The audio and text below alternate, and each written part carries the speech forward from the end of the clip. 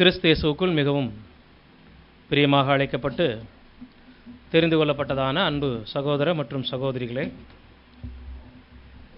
உங்கள் யாவருக்கும் நம்முடைய சர்வ வல்லமை கொண்ட பரலோக பிதாவாகிய தேவனுடைய பரிசுத்தம் நிறைந்த நாமத்தினாலும் அவரது ஒரே பேரான குமாரனும் நமது அருமை இரட்சகரும் ராஜாவுமாகிய கிறிஸ்து இயேசுவினுடைய இனிதான நாமத்தினாலும் கிருபை அன்புடன் கூடிய சமாதானமும் உண்டாகி பெருக கடவதாக என்கிறதான அன்பின் வாழ்த்துக்களோடு இந்த ஒரு நேரத்திலே நாம் சற்று நேரம் தேவனுடைய மகத்துவமான சத்திய வார்த்தைகளை தியானிக்கலாம். இன்றைய நாளில் நம்ம பார்க்க போகிற பாடத்தினுடைய தலைப்பு, அவர் வேதத்தை மகிமைப்படுத்தினார். பாடத்தினுடைய தலைப்பு, உபத்தலைப்பு, அவர் வேதத்தை மகிமைப்படுத்தினார். இந்த ஒரு பாடமானது ஒரு தொடர் ஸ்டடி. அப்போ இந்த தொடர் ஸ்டடிக்கு என்ன தலைப்பு அப்படின்னு கேட்டிங்கன்னா, 10 கட்டளைகளின் கோட்பாடுகள்.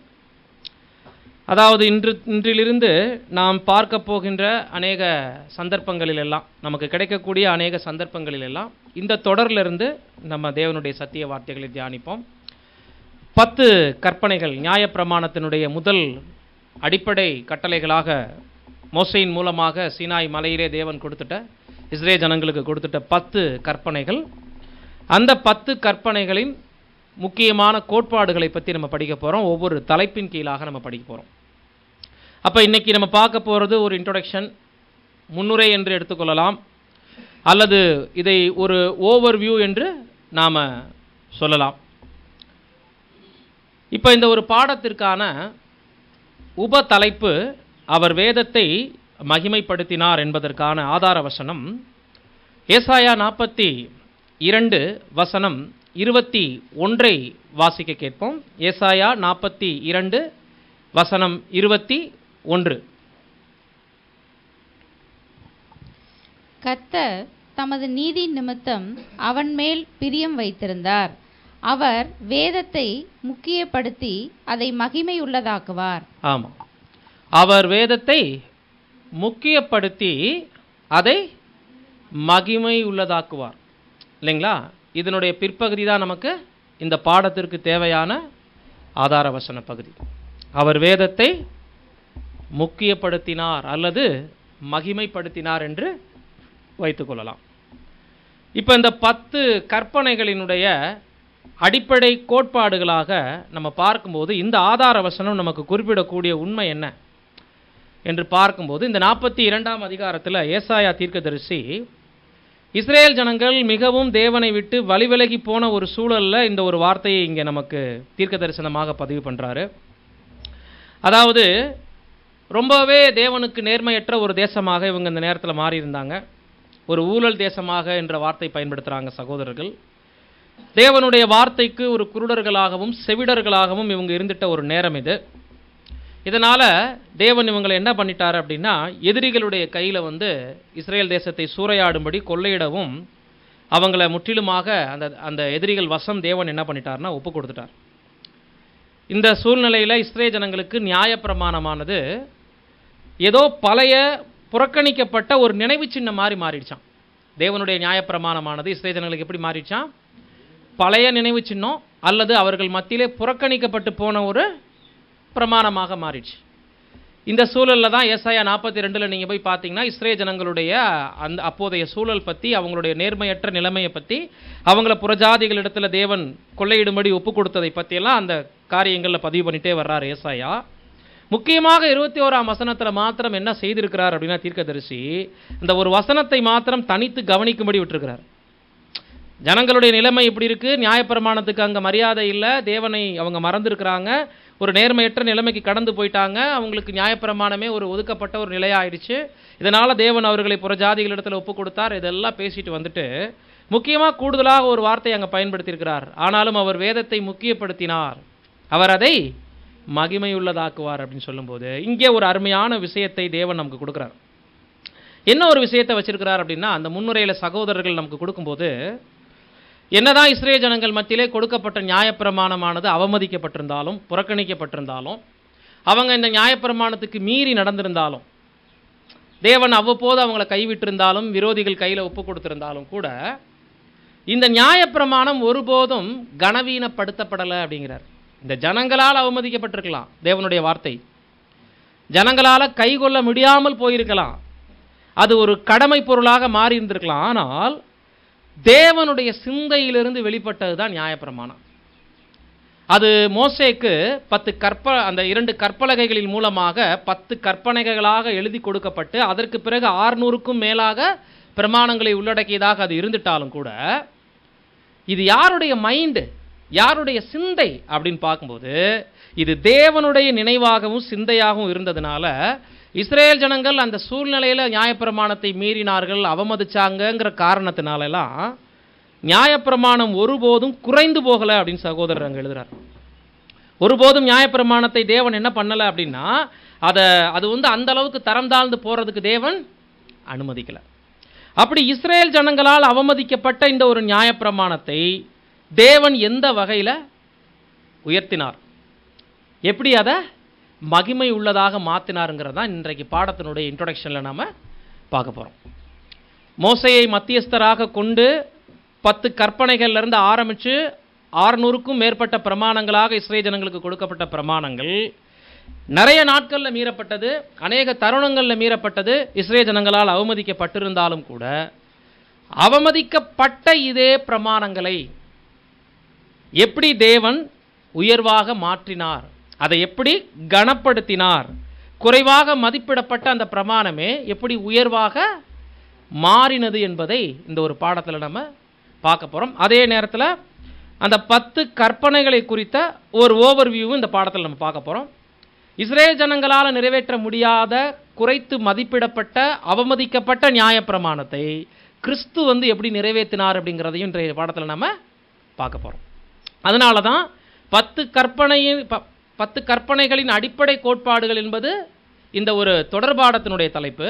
உபத்தலைப்பாக அவர் வேதத்தை மகிமைப்படுத்தினார் அல்லது முக்கியப்படுத்தினார் என்ற தலைப்பில் நம்ம பார்க்க போகிறோம்.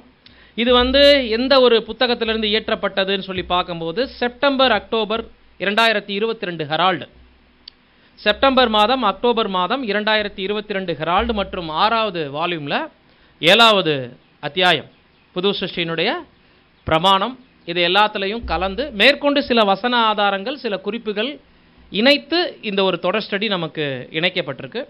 எனவே நிறைய ஒரு பிரயோஜனமான காரியங்கள் இந்த ஒரு பாடத்திலிருந்து நம்ம இன்றைய நாளிலிருந்து கற்றுக்கொள்ள இருக்கிறோம். அப்போ அன்புக்குரிய சகோதர சகோதரிகளே, தேவனுடைய சிந்தையில் இருந்த, அவரால் கற்பிக்கப்பட்ட, இஸ்ரேல் ஜனங்களுக்கு கொடுக்கப்பட்ட இந்த நியாயப்பிரமாணம் எப்படி கர்த்தராக இயேசு கிறிஸ்து வந்த பிறகு மகிமை அடைந்தது, இஸ்ரேல் ஜனங்களால் எப்படி அவமதிக்கப்பட்டது என்பதை நம்ம பார்ப்பதற்கு முன்னதாக முதலாவது நியாயப்பிரமாணம் எங்கே கொடுக்கப்பட்டது, முதல்ல நியாயப்பிரமாணம் எங்கே கொடுக்கப்பட்டது, முதல் நியாயப்பிரமாணம் எது அப்படின்னு கேட்டால் நம்ம என்ன சொல்லுவோம்? சரிங்களா, ஏதேன் தோட்டத்தில் தான் முதல் நியாயப்பிரமாணம் கொடுக்கப்பட்டது. ஆனால் ஒரு நியமமாக நம்ம பார்க்கும்போது அது பஸ்கா ஆசரிப்பின் போது முதலாக யாத்திராகமம் 12ஆம் அதிகாரத்தில் தான் நம்ம பார்க்குறோம். இது உங்கள் தலைமுறை தோறும் நித்திய நியமமாக இருக்க கடவுது என்று சொல்லி முதல்ல ஒரு நியமனத்தை தேவன் ஏற்படுத்தினது எங்கே தான்? பஸ்காவை ஆசரிக்கும் போது. இரண்டாவது, மோசேயை மலையில் வர சொல்லி 2 கற்பலகைகளை இழைத்து கொண்டு வர சொல்லி தேவன் தனது கை விரலாலேயே எழுதி கொடுத்தது தான் 10 கற்பனைகள் அல்லது 10 கட்டளைகள் என்று நம்ம சொல்லக்கூடிய நியாயப்பிரமாணம். இதை தொடர்ந்து நம்ம பார்க்குறோம் 600க்கும் மேலான பிரமாணங்கள் அங்கே இருப்பதை நம்ம அங்கே பார்க்குறோம். இவ்விதமாக நம்ம பார்க்கும்போது முதல்ல ஏதேன் தோட்டத்தில் நியாயப்பிரமாணத்தை தேவன் கொடுத்துருக்கிறார். ஆனால் ஏதேன் தோட்டத்தில் நியாயப்பிரமாணம் என்கின்ற ஒரு வார்த்தை இடம்பெறுவதை எங்கேயாவது நம்ம பார்த்துருக்கோமா? ஏதேன் தோட்டத்தில் நியாயப்பிரமாணம் என்கின்ற ஒரு வார்த்தை இடம்பெறுவதை நம்மளால் பார்க்க முடியாது. அப்போ நியாயப்பிரமாணம் ஏதேன் தோட்டத்திலேயே கொடுக்கப்பட்டது அப்படிங்கிறத எப்படி கன்ஃபார்ம் பண்ணிக்கலாம் அப்படின்னா, எகிப்தின் பஸ்கா நிழல்லையும் சரி, இங்கே சீனாய் மலையில் 10 கற்பனைகள் மூலமாக கொடுக்கப்பட்ட நியாயப்பிரமாணத்திலையும் சரி, நீங்கள் என்னென்ன காரியங்கள் இப்படி செய்யணும், இப்படி செய்யக்கூடாது, இது செய்வதற்கு இது விதிமுறைகள், இது செய்ய தடை, இது செய்தால் இந்த தடையான காரியங்களை நீங்கள் மீறி செஞ்சீங்கன்னா இந்த தண்டனை, அல்லது நான் விதித்த கட்டளைகளில் எனக்கு பிடித்த மாதிரி நீங்கள் இருந்தீங்கன்னா உங்களுக்கு இந்த ஆசீர்வாதம், அல்லது நான் சொன்னபடி செய்யாமல் போனீங்கன்னா இந்த ஒரு தண்டனை அப்படிங்கிறத தேவன் பேசிக்கிட்டே வராரு இல்லைங்களா? 10 கற்பனைகளை தொடங்கி ஏராளமான நியாயப்பிரமாண கட்டளைகள்லையும் ஒன்று கீழ்ப்படுதலுக்கான ஒரு ஆசீர்வாதத்தையும் தேவன் முன்வைக்கிறாரு, மற்றொன்று கீழ்ப்படியாமல் போனால் அதற்கான தண்டனை என்ன என்பதையும் உடன் அப்படியே வைத்துக்கொண்டே வருவதை நாம் பார்க்குறோம். இவ்விதமாக பார்க்கும் பொழுது அன்புக்குரிய சகோதர சகோதரிகளே, இதே ஒரு நியமனம், இதே ஒழுங்கில் காணப்பட்ட ஒரு விஷயம்தான் ஏதேன் தோட்டத்தில் நம்ம பார்க்குறோம். இந்த தோட்டத்தில் உள்ள எல்லா விருட்சங்களின் கனியையும் நீ புசிக்கலாம், ஆனாலும் நன்மை தீமை அறியத்தக்க விருட்சத்தின் கனியை நீ புசிக்க வேண்டாம், அதை நீ புசிக்கும் நாளில். அப்போ இதில் என்ன இருக்கு? நீ என்னுடைய பிரமாணத்துக்கு கீழ்ப்படிஞ்சா பூமியை ஆளுகை செய்வாய், உன்னை நான் ஆசீர்வதிப்பேன், உன் சந்ததியை இந்த பூமி முழுவதுக்கும் விருத்தியாக்குவேன் அப்படின்னு சொல்லிட்டார் தேவன். நீ என்ன பண்ணுவ? இந்த உலகம் முழுவதையும் நீங்கள் என்ன பண்ணுவீங்க? ஆண்டு கொள்ளுவீங்க. மிருகங்கள் முதல் பறவைகள் வரைக்கும் சகல விதமான ஜீவ ஜந்துக்களையும் ஆளுகை செய்யும் அதிகாரம் மனிதனுக்கு கொடுத்தார் இல்லைங்களா? இது பிரமாணத்திற்கு கீழ்ப்படிந்தால் நடக்கக்கூடியது. பிரமாணத்தை மீறினால் 2ஆம் அதிகாரத்தில் சொல்லிட்டார் ஆதியாகமத்தில், நீ புசிக்கும் நாளில் சாகவே சாவாய். அப்போ 1ஆம் அதிகாரத்திலேயே தேவனுடைய பிரமாணத்துக்கு கீழ்ப்படிந்தா உலகம் முழுவதும் அதற்கு ராஜாவாக நீங்கள் இருப்பீங்கிற ஆசீர்வாதத்தை சுட்டி காமிச்சிட்டாரு. 2ஆம் அதிகாரத்தில் அதை மீறி நடந்தா என்ன தண்டனை அப்படிங்கிறது, உனக்கும் உன் சந்ததிக்கும் மரணம் வந்துடும், பூமி முழுவதும் ஒன்று நிமித்தம் என்ன ஆயிரும்? சாபம் ஆயிருங்கிறது தான் அதனுடைய அர்த்தம். சாகவே சாவாய் அப்படின்னா மரணம் வந்துக்கிட்டே இருக்கும், மரிக்கிற வரைக்கும் வரும். உயிரோடு இருந்தாலும் மரித்த கண்டிஷனில் தான் இருப்பீங்க. இந்த விதிமுறையை மீறிட்டீங்கன்னா செத்த பின்னாடியும் கூட உன் சந்ததிக்கு அதே விஷயம் என்ன ஆகும்? தொடரும். அப்போ ஒரு நியாயப்பிரமாணம்னு எடுத்துட்டிங்கன்னா 6வது வால்யூமில் நம்ம படித்த பிரகாரமாக கொடுத்தவர் பக்கத்தில் இருந்தும் வாங்குறவர் பக்கத்தில் இருந்தும் ஒரு ஒழுங்குகள் இருக்குது. கொடுக்குறவர் சில கண்டிஷன் பேரில் கொடுக்குறாரு, வாங்குறவர் அதை நிறைவேற்றக்கூடிய தகுதியில் இருக்கிறாராங்கிறது ரொம்ப ரொம்ப முக்கியம். இப்படி எல்லா தகுதியிலையும் வாங்கினாரா? அங்கே கற்பலைகள் இருந்துச்சா? தோல் சுருள் இருந்துச்சா? இல்லை. அப்போ அங்கே எது பாண்டு பத்திரமா இருந்துச்சு? ஆதாமுடைய இருதயம். அவருடைய இருதயம் எப்படி எழுத்து பலகையாக இருந்துச்சு அப்படின்னா, ஒரு பரிபூர்ண மனிதனுக்கு ஞாபக சக்தி கம்ப்ளீட்டாக இருக்கும், பரிபூர்ணமாக இருக்கும். நேற்று நான் சொன்னதை நீ மறந்துட்டியா அப்படி கேட்க வேண்டிய அவசியம் அவருக்கு இல்லை. அதே நேரத்தில் ஒரு நன்மை ஒரு தீமையை ஒரு பரிபூர்ணமான மனிதனுக்கு சும்மா சொல்லிட்டு இருக்க வேண்டிய அவசியமும் இல்லை. ஒரு தரம் சொல்லிட்டா போதும். ஏவாளும் அதே மாதிரி பரிபூர்ணத்தில் இருக்காங்க, ஆதாமும் பரிபூர்ணத்தில் இருக்கிறதுனால இவங்க 2 பேருக்குமே பிரமாணங்களை மீண்டும் மீண்டும் நினைப்பூட்ட வேண்டிய அவசியம் இல்லை. இப்போ இருதயத்தில் எழுதப்பட்டதுனால தான் அந்த மனிதனை அந்த பிரமாணங்களை நிறைவேற்ற தவறும் பொழுது தேவனால் தண்டிக்க முடிந்தது. நல்லா கவனிச்சிங்களா? இப்போ மோசையின் மூலமாக கொடுக்கப்பட்ட பிரமாணத்தில் தவறு செய்தால் அதுக்கு பிராயசித்தம் வச்சாரா தேவன்? காளைகளை வெள்ளாட்டுக்கடாவை ரத்தம் சிந்து பலி செலுத்துன்னு வச்சாரா? ஏன் ஆதாமுக்கு வைக்கல? ஏன்னா ஒரு பரிபூர்ண மனிதனுக்கு என்ன இல்லை? முதல்ல மத்தியஸ்தன் இல்லை, 2வது பரிகார பலிகள் அங்கே வைக்கல, அதாவது அந்த இடத்துல வைக்கல. இப்போ தேவன் கிறிஸ்துவை நமக்காக கொடுத்ததை 2வது நம்ம பார்க்கலாம். ஆதாமுக்கென்று இந்த ஒரு கொள்கைகளை கோட்பாடுகளை பிரமாணங்களாக வைக்கும் பொழுது ஆதாம் மீறினா தண்டனைங்கிற ஒரு நிலைப்பாட்டில் தான் விடப்பட்டாரே தவிர, ஆதாமுக்கு மாற்று பரிகாரம் அல்லது உனக்காக ஒரு மத்தியஸ்தரை நான் ஏற்படுத்துகிறேன் தோட்டத்தில் அப்படி எங்கேயுமே என்ன பண்ணல. டைரக்டாக தேவன் பேசினதை வச்சே பார்க்கும்போது ஆதாம் ஒரு பரிபூர்ணமான நிலையில் இருந்தாருங்கிறது நமக்கு தெளிவாக புரியுது இல்லைங்களா? இப்படி தேவன் தனது சாயலின்படியேயும் ரூபத்தின்படியேயும் சிருஷ்டிக்கப்பட்ட மனிதனுடைய உள்ளம் நன்கு தெளிவானதாக இருந்து நன்மை தீமையை வகையறுக்கக்கூடியதாக இருந்தனால தான் எழுத்தோ பேனாவோ தோல் சுருளோ கற்பலகைகளோ ஏதேன் தோட்டத்தில் கொடுக்கப்படலாம். இப்போ அதே விஷயம் நம்ம பார்க்கும்போது நியாயப்பிரமாணம் மோசையின் மூலமாக கொடுக்கப்படும் நாள் வர்ற வரைக்கும் ஜனங்களுக்கு, விழுந்து போன ஜனங்களுக்கு தேவன் வேறே ஏதாகிலும் பிரமாணத்தை கொடுத்தாரா?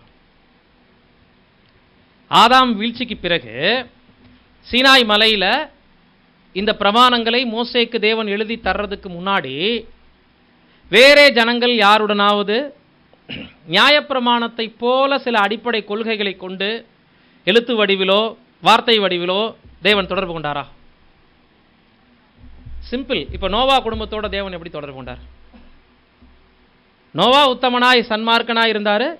எனக்கு முன்னாடி நீ ரொம்ப தாழ்மையா பக்திமானா இருக்கிற, அதனால உன் குடும்பத்தை ஆசீர்வதிப்பேன். அப்போ அங்கே என்ன நடந்துட்டு இருந்திருக்கு? மனசாட்சிப்படி இது செய்யணும், இது செய்யக்கூடாது, கடவுளுக்கு பயந்து நடக்கணும், ஒரு கடவுள் இருக்கிறாரு, அவருக்கு பிடிச்ச மாதிரி இருக்கணும், அவருடைய விருப்பத்தை செய்யணும், கீழ்ப்படியாமல் போனால் தண்டனை வரும், இதெல்லாம் தெரிஞ்சு எழுத்துக்கள் இல்லாமல் தேவனுக்கு பயந்து நடக்கிற சில குடும்பங்களோடு என்ன பண்ணிட்டு இருந்தார்? தொடர்பில் இருந்தார். அதற்கு எக்ஸாம்பிள் தான் நோவாவை நம்ம சொல்கிறோம். ஏனோக்கை கூட அதுக்கு முன்னாடியே நம்ம ஏனோக்கை பார்க்குறோம். இந்த மாதிரியான பக்தி மார்க்கம் உள்ள சில மனிதர்களில் ஆபிரகாம் வரார் அடுத்து, இல்லைங்களா? ஈசாக்கு, யாக்கோபு வரைக்கும் இப்படி நம்ம பார்க்குறோம். இவங்க இருந்த நாட்களில் எது கட்டளையிடப்படலை? நியாயப்பிரமாணம் எழுத்துப்பூர்வமாக கட்டளையிடப்படலை. அப்போ மனசாட்சிக்கு பயந்து தேவனுக்கு உண்மையாக இருக்கணும்னு ஜீவித்த சில ஃபேமிலி கூட தேவனுடைய உறவு இருந்துச்சு. தேவனோடு இருந்த ஜனங்களுக்கு மாத்திரமில்லை, இன்னைக்கு அகில உலகத்திலையுமே என்ன இல்லை, இப்படி வச்சுக்கலாம், கிறிஸ்தவர்களும் இல்லை, முற்பிதாக்கள் நாட்களில் வாழ்ந்தவங்களோ அல்லது நியாயப்பிரமாண நாட்களில் வாழ்ந்தவங்களோ கூட இல்லை, நம்ம மத்தியில் இன்னைக்கு ஜீவிக்கக்கூடிய புறஜாதி ஜனங்களுக்கு உள்ளத்தில் ஒரு பிரமாணம் இருக்கா இல்லையான்னு கேட்டால் நம்மளுடைய பதில் என்ன? பார்த்தீங்களா? எல்லாருமே 6th வால்யூம் என்ன பண்ணியிருக்கிறீங்க? படிச்சிருக்கிறீங்க. மனசாட்சிங்கிற ஒரு பிரமாணம் எல்லாருக்குள்ளேயுமே இருக்கு. இதைத்தான் அப்போஸ்தலனாகிய பவுல் குறிப்பிடும்போது ரோமர் 2ஆம் அதிகாரம் வசனம் 14-15 சொல்றார்.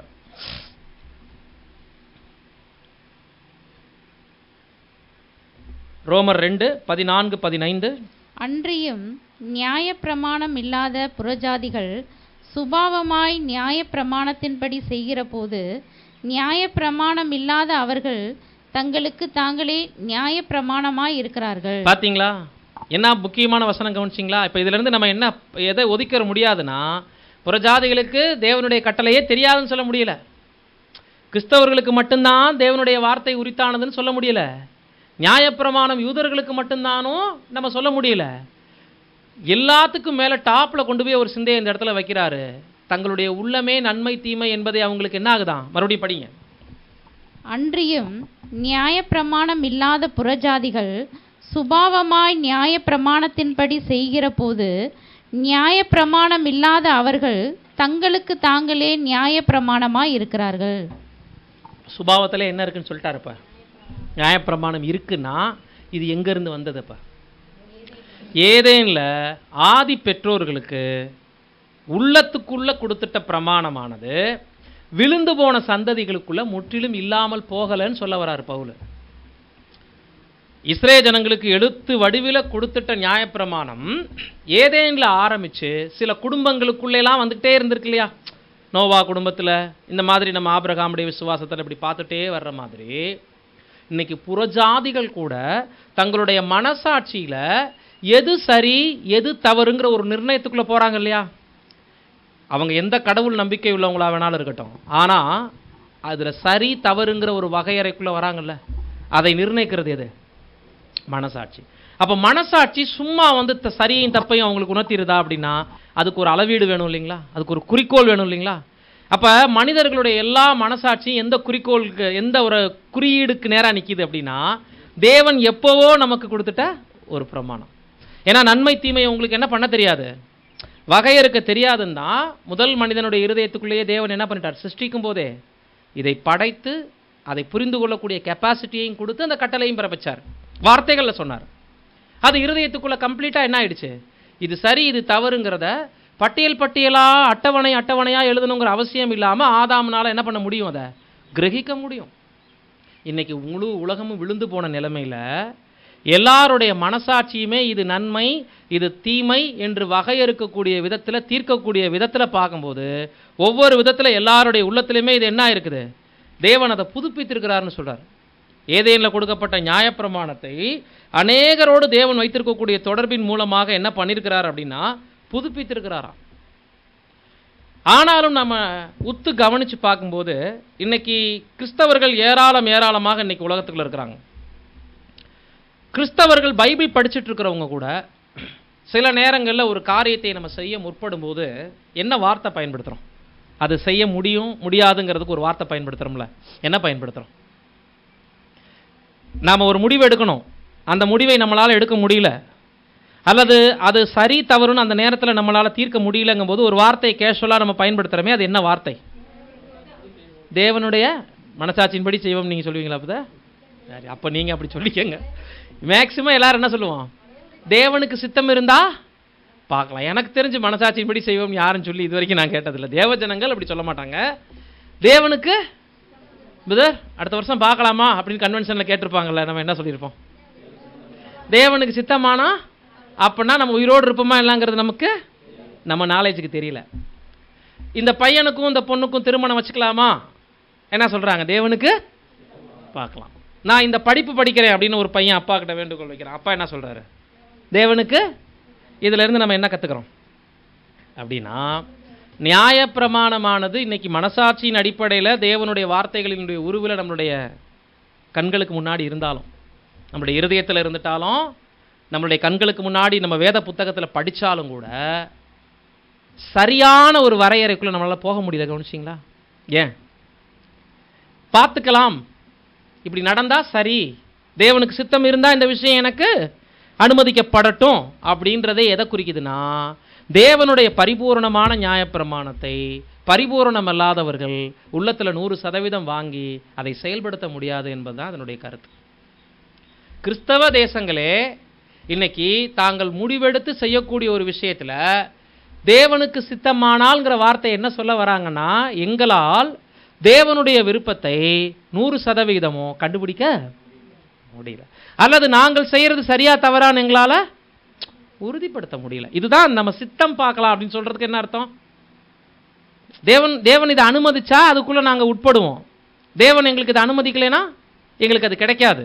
அப்படின்னா தேவன் எங்க வாழ்க்கையில எது சரி எது தவறு, எது செய்யணும் எது செய்யக்கூடாதுங்கிறத நிர்ணயிக்கிறாருங்கிறத எங்களால் என்ன பண்ண முடியல, 100% கண்டுபிடிக்க முடியல. ஏன்னா இன்னைக்கு ஆதாம் ஏவாளுடைய சாயல் அவருடைய சந்ததிகளுக்குள்ள துளி அளவு தான் ஒட்டிக்கிட்டு இருக்கிறத நம்ம பார்க்குறோம் இல்லைங்களா? அந்த ஜீவனுக்கு ஏதுவான அந்த ஒரு பிரமாணமானது மனுக்குலம் முழுவதுக்கும் இன்னைக்கு 100% பயனளிக்காமல் இருக்கிறது காரணம் என்னன்னா, விழுந்து போன நிலைக்குள்ளே நம்ம போயிட்டதுனால நம்மளுடைய மனதும் அதற்கான பக்குவத்தை இழந்திருக்கு, நம்மளுடைய சரீரமும் அதற்கான தகுதியை இழந்திருக்கு. எனவே பரிபூர்ண மனிதனுக்கென்று கொடுக்கப்பட்ட, உள்ளத்தில் படைக்கும் போதே சிருஷ்டிக்கும் போதே தேவனுடைய சாயலில் கொடுக்கப்பட்ட அந்த ஒரு பிரமாணத்தை விழுந்து போன சந்ததியினர் இன்னைக்கு ஓரளவுக்கு மனசாட்சியில் அவங்க ஃபாலோ பண்ணிட்டு வர்றாங்க. அவங்களுக்கு உண்மையிலேயே நம்ம இது சரி இது தவறுன்னு நம்ம பேசிகிட்டு இருக்கிறது எல்லாமே தேவனுடைய விருப்பங்கிறது யாருக்குமே தெரியாது.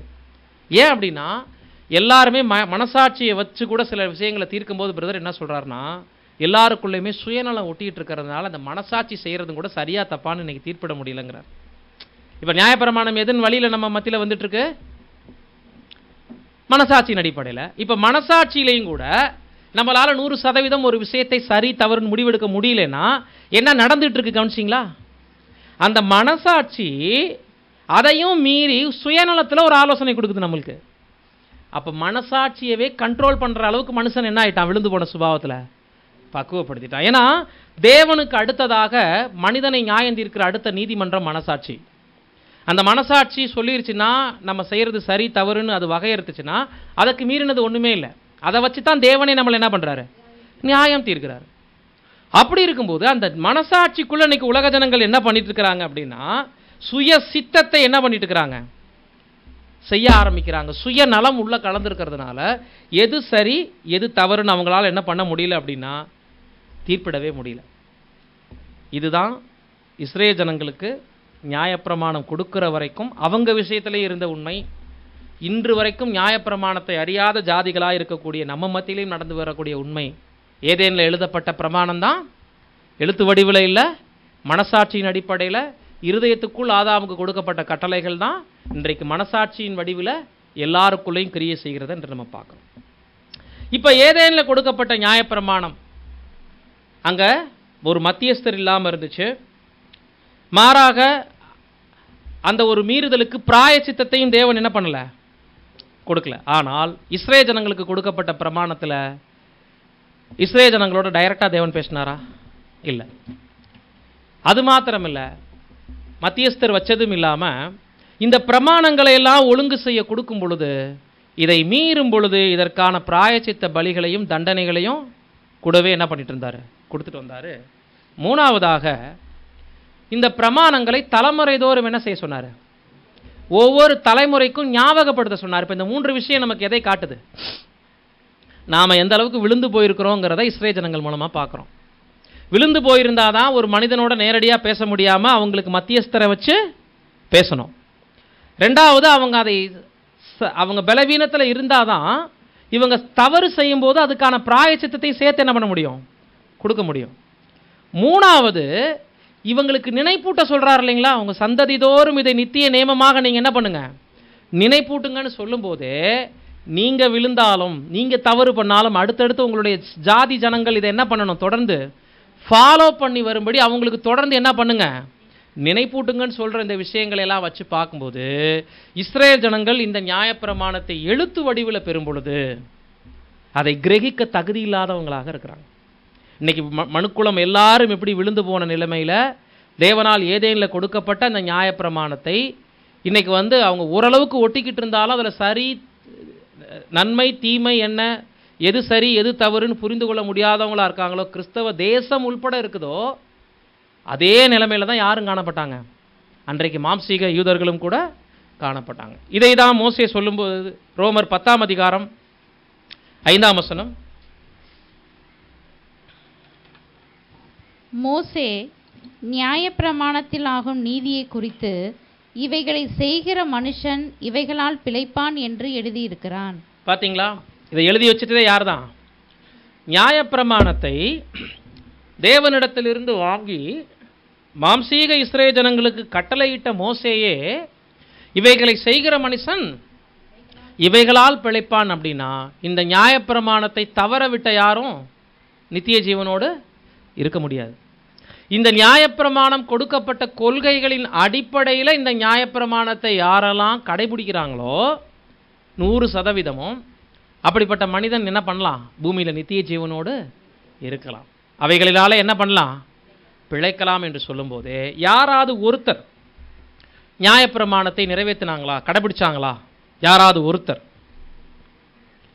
யார் இல்லை, கர்த்தராக இயேசு கிறிஸ்துவை விட்டுருங்க, நம்ம நிறைவேற்றினதே அவர் தான் பார்க்க போகிறோம். அந்த பதில் ரொம்ப ஸ்மார்ட்டானது இல்லை. மனிதர்களில் விழுந்து போனவர்களில் யாராவது ஒருவர் நியாயப்பிரமாணத்தை கடைபிடிச்சாங்களானா, வாங்கின மத்தியஸ்தரே கடைபிடிக்கல. யார், மோசே நியாயப்பிரமாணத்தை கடைபிடிச்சிருந்தார்னா மோசேக்கு என்ன வந்திருக்கக்கூடாது, மரணம் வந்திருக்கக்கூடாது. அப்போ மோசேயினாலேயே முடியாத ஒன்றை மற்ற யூதர்களால் சாத்தியமாக்கணும் அப்படின்னு நம்ம நினைக்கலாமா? நிச்சயமாக ஒருத்தரால் இது என்ன பண்ண முடியாது. ஆமாம், தேவனுடைய குரலை கேட்டவர், முச்சடியில் தேவன் என்ன மாதிரியான ஒரு காட்சியை காமிச்சார், ஃபயர் மாதிரி இல்லைங்களா, அதை பார்த்தவர், ஜனங்களுக்கு அவ்வளோ தூரம் தேவனுடைய காரியங்களை குறித்து எடுத்து சொன்னவர், பயபக்தியாக இருக்கணும்னு அவங்கள வழிநடத்தினவர், டே நைட்டாக தேவனிடத்தில் மன்றாடின நபரே அவர் மூலம் கொடுக்கப்பட்ட நியாயப்பிரமாணத்தை நிறைவேற்ற தகுதியில்லாதவராக இருக்கும் பொழுது மற்ற யூதர்களை நம்ம சொல்ல வேண்டிய அவசியமே இல்லை. இப்போ அதை செய்கிற மனுஷனே அவைகளினால் பிழைப்பான் என்று சொல்லும்போது இப்போ நியாயப்பிரமாணத்தை நிறைவேற்றினது மத்தேயு 5ஆம் அதிகாரம் 17ஆம் வசனத்தில் வாசிக்கலாம்.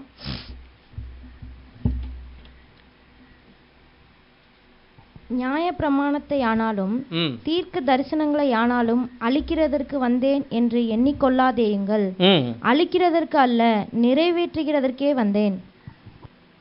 தெளிவா கர்த்தர் இங்கே கொடுக்கிறார். நியாயப்பிரமாணத்தை ஆனாலும் தீர்க்க தரிசனத்தை ஆனாலும் அழிக்கிறதற்கு வந்தேன் என்று எண்ணிக்கொள்ளாதிருங்கள், அழிக்கிறதற்கு அல்ல நிறைவேற்றுவதற்கே வந்தேன். இப்போ இஸ்ரேல் ஜனங்களுடைய பார்வை ஆண்டவருடைய முதலாம் வருகையின் போது எப்படி இருந்துச்சுன்னா, இவர் பேசினது செய்தது இவருடைய நடத்தைகள் கிரியைகள் வார்த்தைகள் அனைத்தும் நியாயப்பிரமாணத்திற்கு எதிரியை போல காண்பித்தது அவரை. ஏன்னா எங்களுக்கு ஒரு நியாயப்பிரமாணம் இருக்குது, அதில் நாங்கள் இப்படி தான் படிச்சிருக்கோம், இந்த மாதிரி தான் செய்யும்படி நாங்கள் கற்பிக்கப்பட்டிருக்கோம். பட் நீங்கள் அதை என்ன பண்ணுறீங்க, தொடர்ந்து மீறுறீங்களே, நீங்கள் வேறு மாதிரி ஒரு பிரமாணத்தை எங்களுக்கு கற்றுக் கொடுக்குறீங்களே அப்படின்னு இஸ்ரேல் ஜனங்கள் ஆண்டவரை அவ்வப்போது குறிப்பாக வேதபாரகர்களும் பரிசேயரும் சதுசேயரும் வந்து என்ன பண்ணாங்க? குற்றப்படுத்திட்டே இருந்தாங்க. அந்த ஒரு தருணத்தில் அவர் கொடுத்த பதில் தான், நீங்கள் நினைக்கிற மாதிரி நியாயப்பிரமாணத்திற்கு எதிரான நபர் நான் இல்லை. நியாயப்பிரமாணத்தையோ தேவனுடைய தீர்க்க தரிசன வார்த்தைகளையோ அழிப்பதற்காக நான் என்ன பண்ணல, வரல, அவைகளை நிறைவேற்றுவதற்கே நான் வந்தேன். என்ன சொல்ல வரார்? சரி, எப்படி நிறைவேற்றினார்? இதில் நம்ம ஒரு முக்கியமான விஷயத்தை கண்டுபிடிக்கிறோம். நியாயப்பிரமாணத்தை செய்கிற, அதை கடைபிடிக்கிற மனிதனே அவைகளினால் பிழைப்பான் என்று சொல்லும்போது, ஒரு பரிபூர்ண மனிதனால தான் நியாயப்பிரமாணத்தை என்ன பண்ண முடியும்?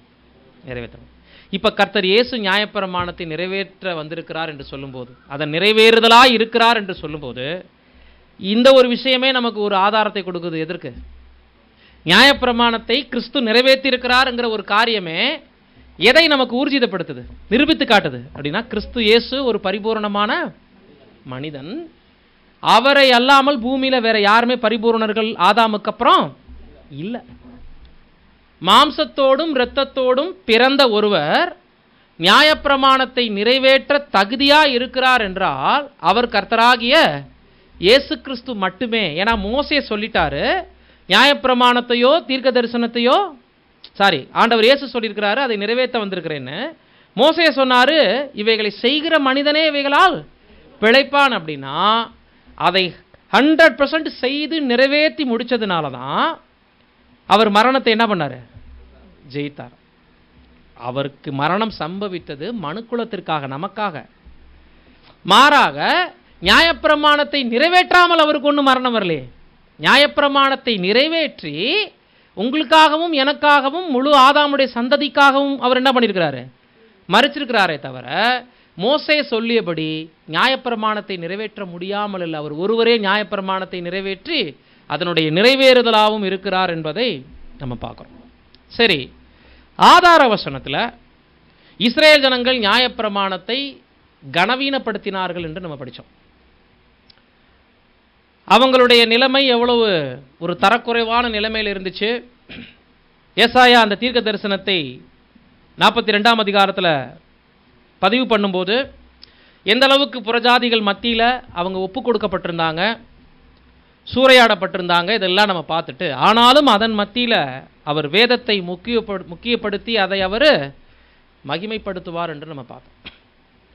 இப்போ பிதாவாகிய தேவன் இஸ்ரேல் ஜனங்கள் மத்தியில் முக்கியப்படுத்தியிருந்தார் வேதத்தை. வேதம் என்பது பிரமாணம். 66 ஆகமமாக நம்ம இன்னைக்கு பார்க்கும்போது அதை பரிசுத்த வேதாகமம் சொல்கிறோம் இல்லைங்களா? இஸ்ரேல் ஜனங்கள் அந்த தோராவை தான், மோசையின் மூலமாக கொடுக்கப்பட்ட புத்தகத்தை தான் முக்கியமாகவே என்ன சொல்லுவாங்க? முழு பைபிள் என்று சொல்லுவாங்க. இப்போ நியாயப்பிரமாணம் என்றால் என்ன, பைபிள் என்ன, பரிசுத்த வேதம்னா என்ன? பிரமாணம்னு வந்துட்டாலும் வேத எழுத்துக்களை தான் குறிக்குது.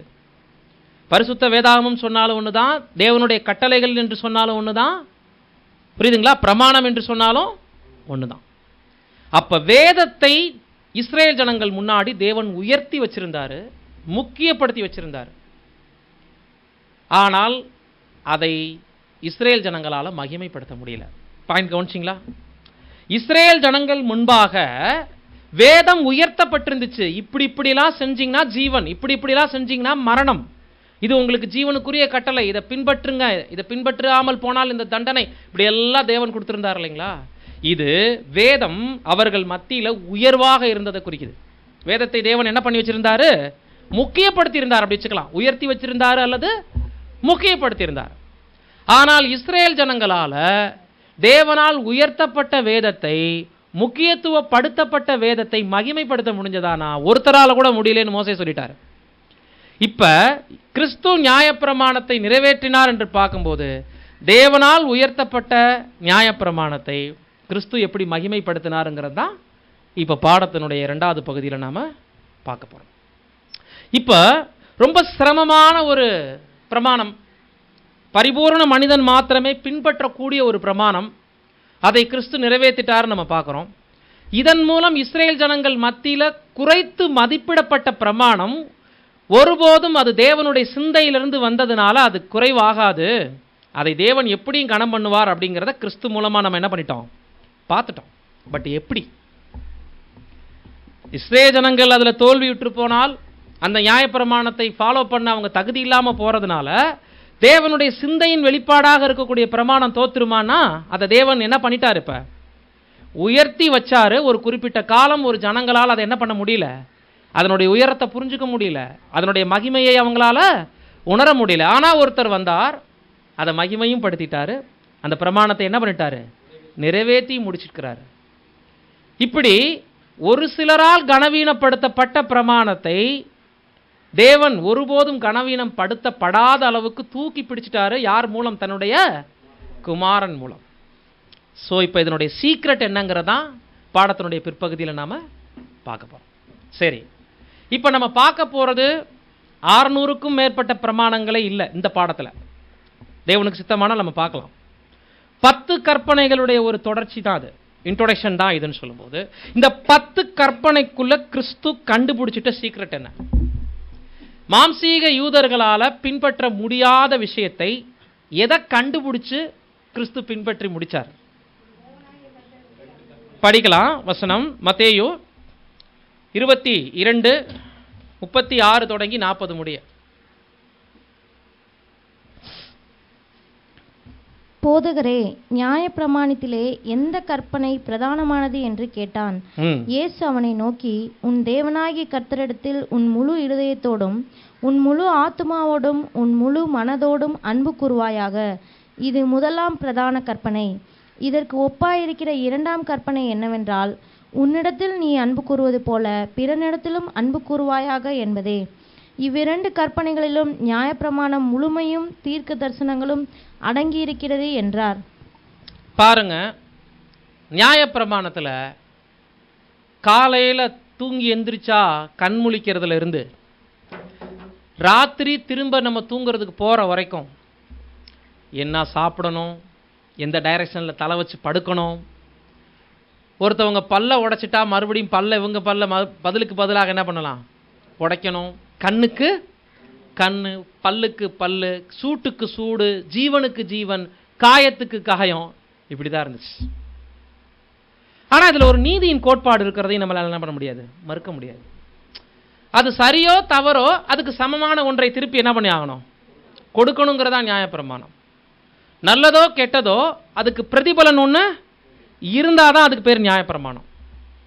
இப்போ யூதர்களால் பலவீனமாக கைவிடப்பட்ட ஒரு பிரமாணத்தை கர்த்தரால் எப்படி உயர்த்தி மகிமைப்படுத்த முடிந்தது, தேவனுடைய சிந்தையை உலகத்திற்கு எப்படி அவரால் வெளிச்சம் போட்டு இந்த பிரமாணத்தின் மூலமாக காட்ட முடிந்தது என்று பார்க்கும்போது ரெண்டே சீக்ரெட் தான். உன் தேவனாகிய கர்த்தரிடத்தில் அறகுறை மனதோடு இல்லை, உன் முழு மனதோடும் உன் முழு இருதயத்தோடும் உன் முழு ஆத்மாவோடும் நீ என்ன பண்ணணும், அன்பு கூறணும். இதற்கு சமமாக ஒப்பாகனா இதற்கு சமமாக சரிசமமாக இருக்கக்கூடிய இரண்டாவது கற்பனை, உன்னிடத்தில் நீ அன்பு கூறுவது போல பிறனிடத்திலும் அன்பு கூறுவாயாக என்று எழுதியிருக்கக்கூடிய இந்த ரெண்டு கற்பனைகளுக்குள்ள முழு நியாயப்பிரமாணமும் முழு தீர்க்க தரிசனமும் எல்லாம் என்ன ஆயிடுதான், உள்ளடக்கம்ட்டார். எப்படி நம்ம புரிஞ்சுக்கலாம் இப்போ அப்படின்னா, முதலாவதாக இந்த 10 கற்பனைகள் இருக்கு இல்லைங்களா, அதை ஒன்றன் பின் ஒன்றாக நம்ம வாசிக்க கேட்போம். யாத்ராகமம் 20 வசனம் 3 படிங்க. என்னையன்றி உனக்கு வேறே தேவர்கள் உண்டாயிருக்க முதல் கட்டளை, என்னையன்றி உனக்கு வேறே தேவர்கள் உண்டாயிருக்க வேண்டாம். நம்பர் 1, மேலே வானத்திலும் கீழே பூமியிலும் பூமியின் கீழ் தண்ணீரிலும் உண்டாயிருக்கிறவைகளுக்கு ஒப்பான ஒரு சொரூபத்தை ஆகிலும் யாதொரு விக்கிரகத்தை ஆகிலும் நீ உனக்கு உண்டாக்க வேண்டாம். இரண்டாவது கட்டளை, சிலை வணக்கம், செதுக்கப்பட்ட உருவத்தை நமஸ்கரிக்க கூடாது. அதனுடைய டீட்டெயில் தான் அது. அப்புறம், உன் தேவனாகிய கர்த்தருடைய நாமத்தை வீணிலே வழங்காதிருப்பாயாக. கர்த்தர், இது 3வது கட்டளை, தேவனுடைய பெயரை வீணில் என்ன பண்ணக்கூடாது, வணங்கக்கூடாது. ஓய்வு நாளை பரிசுத்தமாய் ஆசரிக்க நினைப்பாயாக. இது 4வது கட்டளை. 10 கற்பனைகளில் முதல் 4 யாருக்குரியதுப்பா, தேவனுக்கு மாத்திரமே உரியது. பிரிச்சுக்கணும் நம்ம. இப்போ 10 2ஆக பிரிக்கணும். 600 நம்ம பார்க்க போகிறதில்ல. இப்போ இந்த 10க்குள்ள இஸ்ரேல் ஜனங்கள் மிஸ் பண்ணது எது, கர்த்தர் இயேசு உயர்த்தி பிடிச்சது எது, எப்படி பிரமாணம் மகிமைப்பட்டது, அப்படி பார்க்கும்போது முதல் 4 தேவனுக்குரியது. முதல் 4 பிரமாணம் என்னையன்றி உனக்கு வேறு தேவர்கள் உண்டாயிருக்க வேண்டாம். முதல் கட்டளை. வானத்திலும் பூமியிலும் சமுத்திரத்திலும் யாதொன்று சாயல்லையும் ஒரு சிலை வணக்கத்தை நீங்கள் என்ன பண்ணிடக்கூடாது, எனக்கு சமமாக யாரோடும் ஒப்பிட்டு விக்கிரக ஆராதனை பண்ணிடாதீங்க. மூணாவது நம்ம படிக்கிறோம், தேவனுடைய பெயரை வீணில் வழங்கக்கூடாது. நாலாவது, தேவனுக்கென்று ஒரு ஓய்வு நாளை நீங்கள் என்ன பண்ணணும், 7வது நாளை ஒதுக்கி அதை பரிசுத்தமாய் நீங்கள் என்ன பண்ணணும், ஆசரிக்கணும். அன்றைய நாளில் நீங்கள் யாரும் என்ன பண்ணக்கூடாது, வேற எந்த வேலைகளும் செய்யக்கூடாது. 5வது கட்டளை, உன் தேவனாகிய கர்த்தர் உனக்கு கொடுக்கிற தேசத்திலே உன் நாட்கள் நீடித்திருப்பதற்கு உன் தகப்பனையும் உன் தாயையும் கனம் பண்ணுவாயாக. பாருங்க, இதெல்லாம் மனசாட்சிப்படியே இன்னைக்கு எல்லாரும் செய்யறாங்களா இல்லையா? எல்லாரும் கொண்டு போய் முதியோர் இல்லத்துலலாம் விட்டுட்டு இல்லை. எல்லாருமே தாய் தகப்பனை 90% இன்னைக்கு கனம் பண்ணிட்டு தான் இருக்காங்க. ஒரு 10% தான் இல்லை. அப்போ எது ஒட்டிக்கிட்டு இருக்கு? நியாயப்பிரமாணம் மனசாட்சிப்படி ஜனங்களுக்குள்ள இருக்கு இல்லைங்களா? அப்போ இதெல்லாம் தேவன் எழுதி கொடுத்துருக்காருனாலே விழுந்து போன மனிதனுக்கு செய்யக்கூடிய கடமைகளை கூட என்ன செய்ய வேண்டியது இருக்கு, இப்போ எழுத்து வடிவில் கொடுக்க வேண்டியது இருக்கு. தாய் தகப்பனை கணம் பண்ணணுங்கிறத கூட மனுஷனுக்கு இப்போ என்ன பண்ண வேண்டியதாயிடுச்சு. அப்போ முத மனுஷனுக்குன்னு தேவன் கொடுக்கும்போது தாய் தகப்பனை கணம் பண்ணுறதை முதல் பிரமாணம் வைக்கிறார் பாருங்க. முதல் 4 தேவனுக்குரியது. 5வது பிரமாணம் அல்லது நம்ம சைடில் முதல் பிரமாணம் என்ன சொல்லிட்டாரு, தகப்பனையும் தாயையும் கணம் பண்ணுறதான் முதல் பிரமாணம். நெக்ஸ்ட், கொலை செய்யாதிருப்பாயாக. அடுத்து முக்கியமான பாயிண்ட் வராரு. இன்னைக்கு கொலை உலகத்தில் என்னவாயிட்டு இருக்குது, சர்வசாதாரணம். தூங்கிட்டு இருந்தாரு, கல்லை போட்டு கொண்டுட்டான்றாங்க. ஜெயிலுக்கு போயிட்டு வந்தார், தலையை அப்படியே வெட்டி எடுத்துட்டு போயிட்டாங்கன்னு கேள்விப்படுறோம். கொன்று புதைச்சிட்டாங்கன்னு கேள்விப்படுறோம். துப்பாக்கி சூடு நடத்தி கொலை செஞ்சாங்க, இத்தனை பேர்த்த சுட்டு கொண்டாங்க, குண்டு வெடிச்சு இத்தனை பேர் செத்தாங்க. கொலை அப்படிங்கிறது இன்னைக்கு சாதாரணமாக காக்கா குருவியை கொள்கிற மாதிரி போச்சு. ஜனங்கள் மனிதனை ஒருத்தன் கொலை செய்கிறது இன்னைக்கு சாதாரணமான கல்ச்சராக மாறிட்டு வர்றதை பார்க்குறோம். இதெல்லாம் முன்னர் இந்த தேவன் அங்கே கொடுத்துருக்கிறார். கொலை செய்யாதிருப்பாயாக, விபச்சாரம் செய்யாதிருப்பாயாக, களவு செய்யாதிருப்பாயாக. அடுத்து பாருங்க, கொலை செய்யாதிருப்பாய் எத்தனாவது கட்டளை, 6. 7வது கட்டளை, விபச்சாரம் செய்யாதிருப்பாயாக. அடுத்து களவு செய்யாதிருப்பாயாக. 8. பிறனுக்கு விரோதமாக பொய் சாட்சி சொல்லாதிருப்பாயாக. 9. பிறனுடைய வீட்டை இச்சியாதிருப்பாயாக. பிறனுடைய மனைவியையும் அவனுடைய, அதாவது பிறனுக்கு உண்டான எல்லாவற்றையும்ங்கிறதுல 10வது பிரமாணம் கவர் ஆயிடுது. இப்ப இதை மீறினா என்ன நடக்கும்? கொலை மீறி செஞ்சிட்டார். இப்போ கொலை செய்யாதிருப்பாயாக பிரமாணம், கொலை நடந்துருச்சு. பதிலுக்கு அவர் என்ன செய்யணும்? இப்போ நியாயப்பிரமாணத்தில் கொலை தான் செய்யணும். திருடிட்டார், அவர் என்ன பண்ணணும்? ஏதோ நியாயப்பிரமாணத்தில் கொடுக்கப்பட்ட பிரகாரம் ஏதோ ஒரு தண்டனை அவங்களுக்கு கொடுக்கணும். விபச்சாரம் பண்ணிட்டா என்ன பண்ணணும்? கல்லெறிஞ்சு கொல்லணும். கணவனுக்கு ஒருத்தர் துரோகம் பண்ணிட்டாங்க, அவங்க என்ன பண்ணணும்? நியாயப்பிரமாணத்தின் அடிப்படையில் தண்ணியெல்லாம் குடிக்க வச்சு அவங்க வயிறு வெடிக்குதானெல்லாம் பார்க்கணுங்கிற சோதனைகள்லாம் போடணும். நிறையா இருக்கு இல்லைங்களா? ஆக மொத்தம் கட்டளை இப்படி இருக்கு. கட்டளையை நிறைவேற்றாமல் போகும்போது அதுக்கான பரிகாரமும் இருக்கு, தண்டனையும் இருக்கு. மன்னிக்கக்கூடிய தண்டனைகளும் இருக்கு. மன்னிச்சு விட்டுறலாம் அப்படிங்கிற மாதிரி சின்ன சின்ன பனிஷ்மெண்ட் இருக்கு. மன்னிக்கவே முடியாத அளவுக்கு உடனடியாக மரண தண்டனை அமல்படுத்தப்பட்டதும் இருக்கு. பார்டரு எல்லை கிட்ட யாரும் மலை கிட்ட வராதிங்க. மீறி வந்தா ஜனங்களுக்கு அந்த அடிவாரத்தில் என்ன ஆயிரும்? சாவு. அக்னியோடு உள்ள வராதிங்க. மீறி வந்தா பரிசுத்த ஸ்தலத்திலே மரணம். ஒரு சொல் பேச்சு கேட்கல, தேவனுக்கு எதிராக கலகம் பண்ணாங்க, பூமி வாயை பிளந்து மூடிச்சு இல்லைங்களா? நடந்துச்சு இல்லைங்களா? தூபம் காட்டின 250 பேரை வானத்திலிருந்து அக்னி இறங்கி ஃபயர் பண்ணுச்சு. அதுக்கு காரணமாக இருந்த 3 பேர் குடும்பத்தையே பூமி என்னாச்சு? வாயை பிளந்து மூடியது. சொல்லிக்கிட்டே போகலாம். பெட்டியை தொட்டார் ஊசா, அவ்வளோதான். என்னாச்சு? மரணம் வந்துச்சு. ஜனங்கள் திறந்து பார்த்தாங்க, ஆயிரக்கணக்கான பேர் என்ன பண்ணாங்க? செத்தாங்க. தாவீது ஜனங்களை தொகை பார்த்தாரு, அதுக்கு சில ஆயிரக்கணக்கான பேர் செத்தாங்க. இப்படி நியாயப்பிரமாணத்துக்குள்ள இது இப்படி இருக்கணும்னு தேவன் ஃபிட் பண்ணி கொடுத்துட்டார். அதற்கு சிறு சிறு பரிகாரங்களும் கூட இருந்துச்சு. ஆனால் மன்னிக்கப்பட வேண்டிய குற்றங்களுக்கு தான் அந்த பரிகாரம் ஏற்றுக்கொள்ளப்பட்டுச்சு.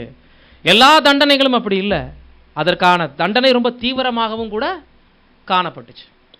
அப்போ ஜனங்கள் புரிஞ்சுக்கிட்டது என்ன? ஒன்று, தப்பு பண்ணிட்டா அதுக்கு பரிகாரம் என்னன்னு யோசிச்சாங்க. நாம் ஒரு தவறு பண்ண போகிறோம் அப்படின்னா இந்த தவறை எதை கொண்டு சரி பண்ணலாங்க போது டக்குன்னு காலை வெள்ளாட்டுக்கடா ஓட்டிட்டு போய் என்ன பண்ணிடுவாங்க? பலி செலுத்தி அதை சரி பண்ணிக்க நினைப்பாங்க. அப்படி இல்லைன்னா தவறு செஞ்சவங்கள கட்டி போட்டு கல்லெறியணும். ஜீவனுக்கு ஜீவன், சூட்டுக்கு சூடு, காயத்துக்கு காயம் அவன்கிட்ட இருந்து என்ன பண்ணணும்? பழி வாங்கணும். இப்படி தான் கிளம்பிட்டு இருந்தாங்க. அதாவது ஒன்று, நியாயப்பிரமாணத்தை நிறைவேற்றுறதுக்கு முயற்சி பண்ண மாட்டாங்க. ஆவியின்படி, அன்பின்படி. ஒன்று அதில் தோப்பாங்க, இல்லைன்னா தோற்று போனவங்கள்ட்ட பழி வாங்குவாங்க. அதை செய்ய தவறுனவங்கள்ட்ட என்ன பண்ணுவாங்க?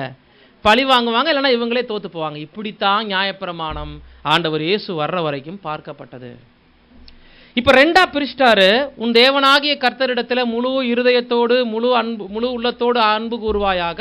இதற்கு சமமாய் ஒப்பாய் இருக்கக்கூடிய இரண்டாம் கற்பனை என்னன்னா, உன்னிடத்தில் நீ அன்பு கூறுவது போல பிறனிடத்திலும் அன்பு கூறுவாயாக. நான் 10 கட்டளைகளை இப்போ ரெண்டா பிரிச்சாச்சு. முதல் 4 தேவனுக்கு, ரெண்டாவது 6 மனிதனுக்கு. 10லேயே தேவன் பதில் வச்சிருக்காரு. கவனிச்சிங்களா? நீங்கள் 600 போய் பார்க்கறதுக்கு முன்னாடி இந்த 10 கவனிங்க. இந்த 10ல் தேவனுடைய பங்கு என்ன, அதுக்குள்ள மறைந்திருக்கக்கூடிய சத்தியம் என்ன? மிச்சம் 6 கட்டளைகள் இருக்கு. அது மனிதன் வசம், நம்ம வசம் விட்டுருக்காரு. இந்த 6க்குள்ள நம்ம கவனிக்கப்பட வேண்டிய விஷயம் என்ன? இந்த சீக்கிரட்டை கிறிஸ்து நமக்கு எப்படி கற்றுக் கொடுத்தாருங்கிறத வாட்ச் பண்ணிட்டோம்னாலே, கவனிச்சிட்டோம்னாலே, மிச்சம் 600 பிரமாணங்களும் நமக்கு எளிதாக போயிடும். இந்த 10 ரெண்டா பிரித்து தேவனிடத்தில் எப்படி அன்பு, பிறனிடத்தில் எப்படி அன்பு அப்படிங்கிறத நம்ம ஒப்பிட்டு பார்த்துட்டாலே, மிச்சம் இருக்கக்கூடிய மற்ற எல்லா பிரமாணங்களுக்குள்ளேயும் இதே மெத்தட் தான். பட் எதை அளவுகோலாக இப்போ வச்சு இந்த நியாயப்பிரமாணத்தை நம்ம பார்க்கணும் அப்படின்னா, அன்பு எனக்கூடிய விஷயத்தை நம்ம ஒரு அளவுகோலாக வச்சு இந்த நியாயப்பிரமாணத்தை நம்ம பார்க்கணும். அப்படி பார்க்கும்போது அன்புக்குரிய சகோதர சகோதரிகளே, முதலாவது கட்டளையாக நம்ம பார்க்கக்கூடிய என்னையன்றி உங்களுக்கு வேறே தேவர்கள் உண்டாயிருக்க வேண்டாம் அப்படிங்கிறதுல என்ன கற்றுக்கிறோம்? அதாவது இந்த விஷயங்களை ஒரு ஓவர் வியூவை தான் நம்ம பார்க்க போகிறோம். 10 கட்டளைகளையும் ஒவ்வொரு பாடமாக நம்ம கவனிக்க போகிறோம் வரக்கூடிய நாட்களில். ஒரு அவுட்லைனாக, ஒரு ஓவர் வியூவாக, ஒரு புல்லட் பாயிண்ட்டாக நம்ம இன்றைக்கி பார்க்கும்போது, ஒரு முன்னுரை இல்லைங்களா, அப்படி பார்க்கும்போது என்னையன்றி உனக்கு வேறே தேவர்கள் இருக்கக்கூடாதுங்கிறதுல என்ன இருக்குது? முதல்ல இப்போ ஜனங்கள் எப்படி புரிஞ்சிருக்க வாய்ப்பு இருக்குது? நல்லா புரிஞ்சிருந்தாங்கன்னா இந்த கட்டளையை ஏன் ஜனங்கள் அவ்வப்போது அவமதிச்சாங்க அப்படின்னா, உள்ளத்துக்குள்ளே அவங்க என்ன நினச்சிருக்கிறாங்கன்னா, புறஜாதி கடவுளையும் சர்வ வல்லமையுள்ள தேவனையும் வித்தியாசப்படுத்தி முதலாவது புரிஞ்சுக்க முடியாததுனால தான் இந்த கட்டளையை அவங்களால நிறைவேற்ற முடியல. இப்போ தேவன் என்ன சொல்கிறாரு? என்னையன்றி உனக்கு வேற தேவர்கள் உண்டாயிருக்க வேண்டாம் அப்படின்னா என்ன சொல்ல வராரு? அதில் ஓவர் ரூல் பண்ணுறாரா, அராஜகம் இருக்குதா, ஜனங்களை கண்ட்ரோல் பண்ண மாத்திரம் விரும்புகிறாரா, அதில் நம்ம ஆத்மார்த்தமாக புரிந்து கொண்டு அவரை நேசிக்கக்கூடிய விஷயத்தில் நம்மக்கிட்ட எதிர்பார்க்குறாரா அப்படி கேட்குறான். இதுதான் கிறிஸ்துவுக்கும் இஸ்ரேல் ஜனங்களுக்குள்ள டிஃபரெண்ட். இப்போ ஜனங்கள் எப்படி பார்த்தாங்கன்னா, இந்த தேவனையே நம்ம ஏன் வழிபடணும்? அவர் வனாந்தரத்தில் கொண்டு வந்து நம்மளை போட்டாரே, இந்த இடத்துல காடை இல்லையே, தண்ணீர் இல்லையே, அப்பம் இல்லையே, இது எதை குறிக்குது? அவருடைய வேல்யூ தெரியாதவனுடைய வெளிப்பாடு. அந்த சர்வ வல்லமையுள்ள தேவனுடைய பவர் பற்றி, அவருடைய ஞானம் பற்றி, அவருடைய அன்பு பற்றி, அவருடைய நீதி பற்றி, அவர் நம்ம மேலே வச்சிருக்கக்கூடிய அக்கறையை புரிந்து கொள்ளாதனுடைய வெளிப்பாடு இன்னொரு கடவுளுக்கு ஆராதனை செய்ய போகுது. ஆனால் இந்த கடவுள் என்னை தெய்வமாக நீங்கள் வச்சுக்கங்கன்னு சொல்லக்கூடிய விஷயத்தில் அவருடைய ஞானத்தையும் அவருடைய தெய்வீக திட்டத்தினுடைய நம்ம மேலே வச்சிருக்கக்கூடிய அன்பையும் புரிந்து கொண்டு அன்பு வைக்க விருப்பப்படுறாராம். பாருங்கள், நீங்கள் பல கடவுள்களை வணங்குறீங்க, அது உங்களை விடுவிக்குமா? அது உங்கள் தேவைகளை சந்திக்குமா? என்னுடைய சாயலின்படியையும் ரூபத்தின்படியையும் உங்களை உருவாக்கியிருக்கிறேன் அப்படின்னா உங்ககிட்ட நான் என்ன எதிர்பார்க்குறேன், எங்கிட்ட நீங்கள் எப்படி இருக்கணும்னு நான் எதிர்பார்க்குறேன்னு தேவனுக்கும் மனுஷனுக்கும் இடையே ஒரு அண்டர்ஸ்டாண்டிங் மைண்டை வச்சு நம்மளை ஏற்றுக்கொள்ள தேவன் விருப்பப்படுறார். நம்மளை படைச்சவர்னு சொன்ன உடனே ஒரு கொடுங்கோலாக நீங்கள் என்னை என்ன பண்ணணும்? ஏற்றுக்கிட்டு என்னை இல்லாமல் வேறு தேவரை தொட்டிங்கன்னா அவ்வளோதான் அப்படி அவர் சொல்ல வரல. முதல்ல தேவர்கள் இருக்கிறாங்களாங்கிறத யோசிக்கணும். பிதாவாகிய தேவனை அன்றி வேறு தேவர்கள் என்று ஒன்று இல்லைங்கிறத உணர்ந்து அவருடைய நீதியையும் அவருடைய அன்பையும் அவர் குணம் சார்ந்த விஷயங்களை சொல்கிறார். அவருடைய உள்ளம் சார்ந்த விஷயங்களை, அவருடைய பிரமிப்பான திட்டங்களை ஒப்பிட்டு பார்த்துருந்தா இவருக்கு என்ன அவசியம் இந்த வனாந்தரத்தில் நம்மளை கொண்டு வந்து சொந்த ஜனங்களாக ஏற்றுக்கிட்டு இவ்வளோ மகிமையான வேலைகளை எகிப்திலிருந்து செஞ்சு இப்படி சொந்த தேசத்துக்கு நம்மளை கொண்டு போய் சேர்க்கணும், அந்த வாக்கு தத்தத்துக்கு உண்மையாக இருக்கணும், நம்மளுடைய முற்பிதாக்களோடு செய்த பொருத்தனைக்கு அவர் நேர்மையாக இருக்கணும்னு அவருக்கு என்ன அவசியம் இருக்குது? இப்படியெல்லாம் ஆத்மார்த்தமாக பிதாவாகிய தேவனை யோசிக்கல.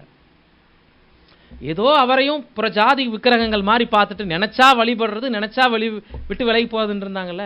இப்போ ஆண்டவர் இயேசு இதுக்கு எப்படி நிறைவேறுதலா அந்த நியாயப்பிரமாணத்தை உயர்த்தி எப்படி மகிமைப்படுத்தினார்னா, பிதாவாகிய தேவனை தன் உள்ளத்தில் வழிபட்டார். அவர் இந்த ஜனங்கள் மாதிரி கடமைக்காக அவ்வப்போது அவருடைய சத்தத்தை கேட்கும்போது பயப்படுறது, அப்புறம் மறுபடியும் மீறுதல் செய்கிறது, அந்த மாதிரி இல்லாமல் பிதாவாகிய தேவனை தன் வாழ்நாளில் கர்த்தராகிய இயேசு கிறிஸ்து எல்லா இடத்துலையும் முதல் முக்கியத்துவமாக வைத்திருந்தாரா இல்லைங்களா? அவர் அதிகாலையில் இருட்டோடு எழுந்து ஜெபிக்க போனதே எதை வெளிப்படுத்துது? தேவனுக்கு இல்லாமல் வாழ்க்கையில் முதல் இடம் வேற யாருக்குமே இல்லை. என் பிதா, என் பிதா, என் பிதா, நான் அவருடைய சித்தத்தை செய்யணும் போது உள்ளத்தில் வழிபடக்கூடிய ஒரு விஷயத்தை தான் ஆண்டவர் கண்டுபிடிச்சு நியாயப்பிரமாணத்தை நிறைவேறுதலாக இருக்கிறார். ஒரு கோயிலுக்குள்ளேயோ அல்லது ஒரு பயத்தினாலேயோ ஒரு நடுக்கத்தினாலேயோ ஒரு கடவுள் மேலே பக்தி வருவது உள்ளத்திலிருந்து அன்பு கூறுவதாகாது. காரணத்தோடு இவர் எனக்கு எப்படி அப்பா, இவர் என்னை பிள்ளையா நேசிக்கிறதுனால அவருக்கு என்ன பெனிஃபிட், எனக்கு என்ன பெனிஃபிட், அப்படி என்னை நேசிக்கிறதுனால அவருக்கு ஒன்றுமே இல்லை, ஆனாலும் என்னை நேசிக்க இவ்வளோ பெரிய திட்டத்தை என்ன பண்ணியிருக்கிறாரு, உண்டு பண்ணியிருக்கிறாருன்னு சொல்லும்போது அந்த ஆத்மார்த்தமான பிணைப்பு இருக்கு இல்லைங்களா, அதை புரிந்து கொண்டு கர்த்தராகிய இயேசு கிறிஸ்துவினுடைய ஜீவியத்தில் எப்போதும் தேவனை எனக்கு முன்பாக வைத்திருக்கிறேன், நான் அசைக்கப்படுவதில்லைன்னு சொன்னார். தாவீது சொன்ன வார்த்தைகளும் ஆண்டவராக இயேசு கிறிஸ்துவை பற்றின தீர்க்க தரிசனம் தான். டீப்பாக வரக்கூடிய நாட்களை நம்ம பார்க்கலாம், எப்படி இந்த முதல் பிரமாணத்தை இஸ்ரேல் ஜனங்கள் மிஸ் பண்ணியிருந்தாங்க, கர்த்தராக இயேசு கிறிஸ்து அதை எப்படி நிறைவேற்றினார்னு நம்ம பார்க்கலாம். 2வது 4வது வசனம் 5ஆம் வசனத்தை நம்ம படிக்கிறோம். எந்த விதமான சிலையையும் மனிதனுடைய கையினால் உருவாக்கப்பட்ட அந்த ஒரு கற்சிலைகளையோ பொன்னினாலோ வெள்ளினாலோ செய்யப்பட்ட எந்த பொருளையும் என்ன பண்ணக்கூடாது, நமஸ்கரிக்கக்கூடாது, அதை தடை பண்ணணும்.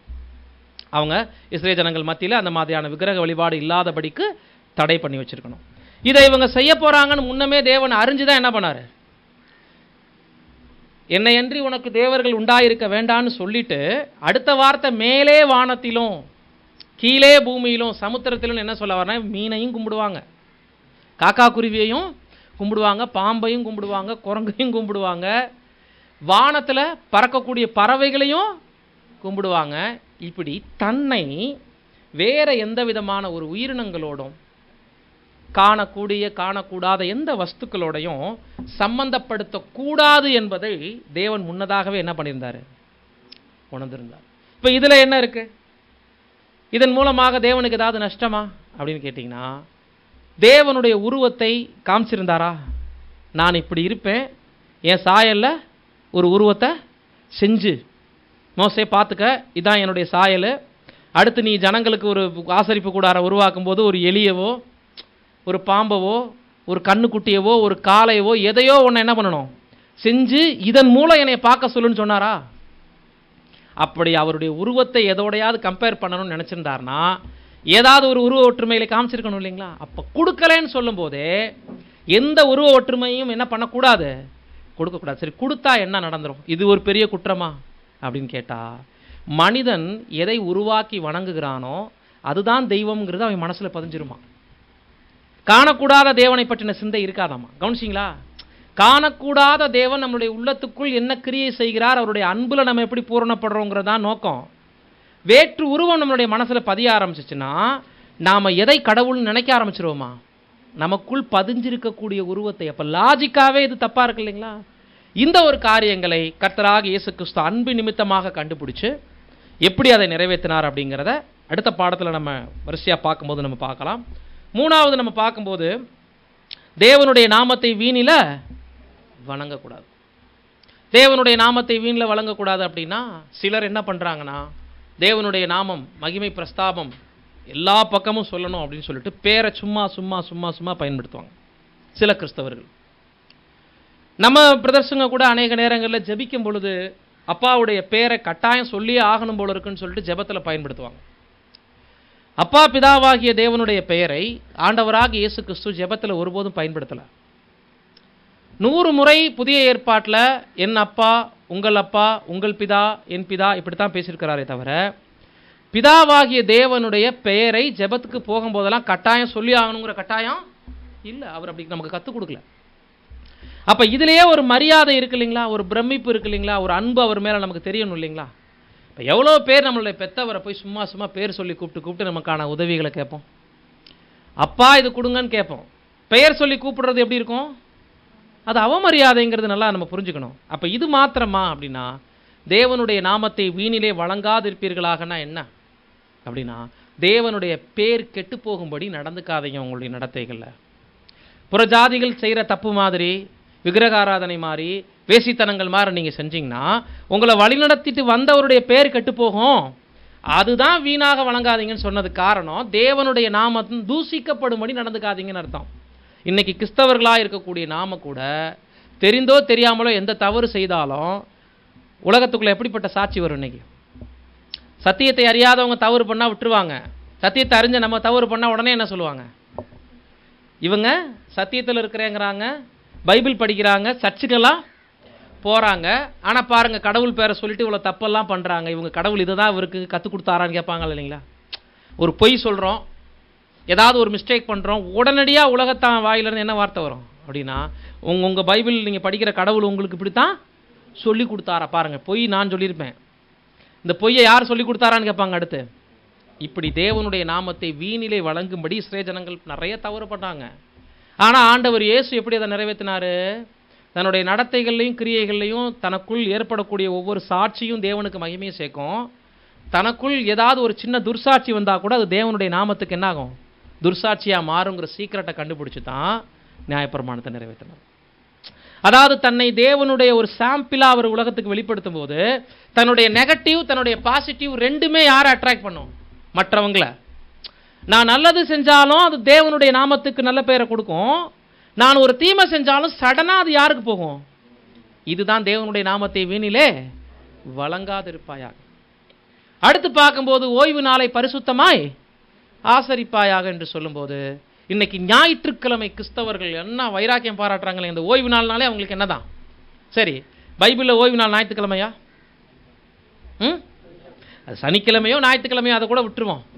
ஆனால் ஓய்வு நாள் அப்படிங்கிற கட்டளை நமக்கு இருக்கா? இன்னைக்கு கிறிஸ்தவங்களுக்கு இருக்கா? புதிய ஏற்பாட்டில் பெந்தகோஸ்தே நாளுக்கு பிறகு கட்டளையாக ஞாயிற்றுக்கிழமையோ சனிக்கிழமையோ ஃபாலோ பண்ணுங்க அப்படின்னு இன்னைக்கு சனிக்கிழமை வைராக்கியம் வச்சிருக்கிறவங்கள்ட்டையும் கேட்கலாம், ஞாயிற்றுக்கிழமை வைராக்கியம் வச்சிருக்கவங்கள்ட்டையும் நம்ம போய் கேட்கலாம்.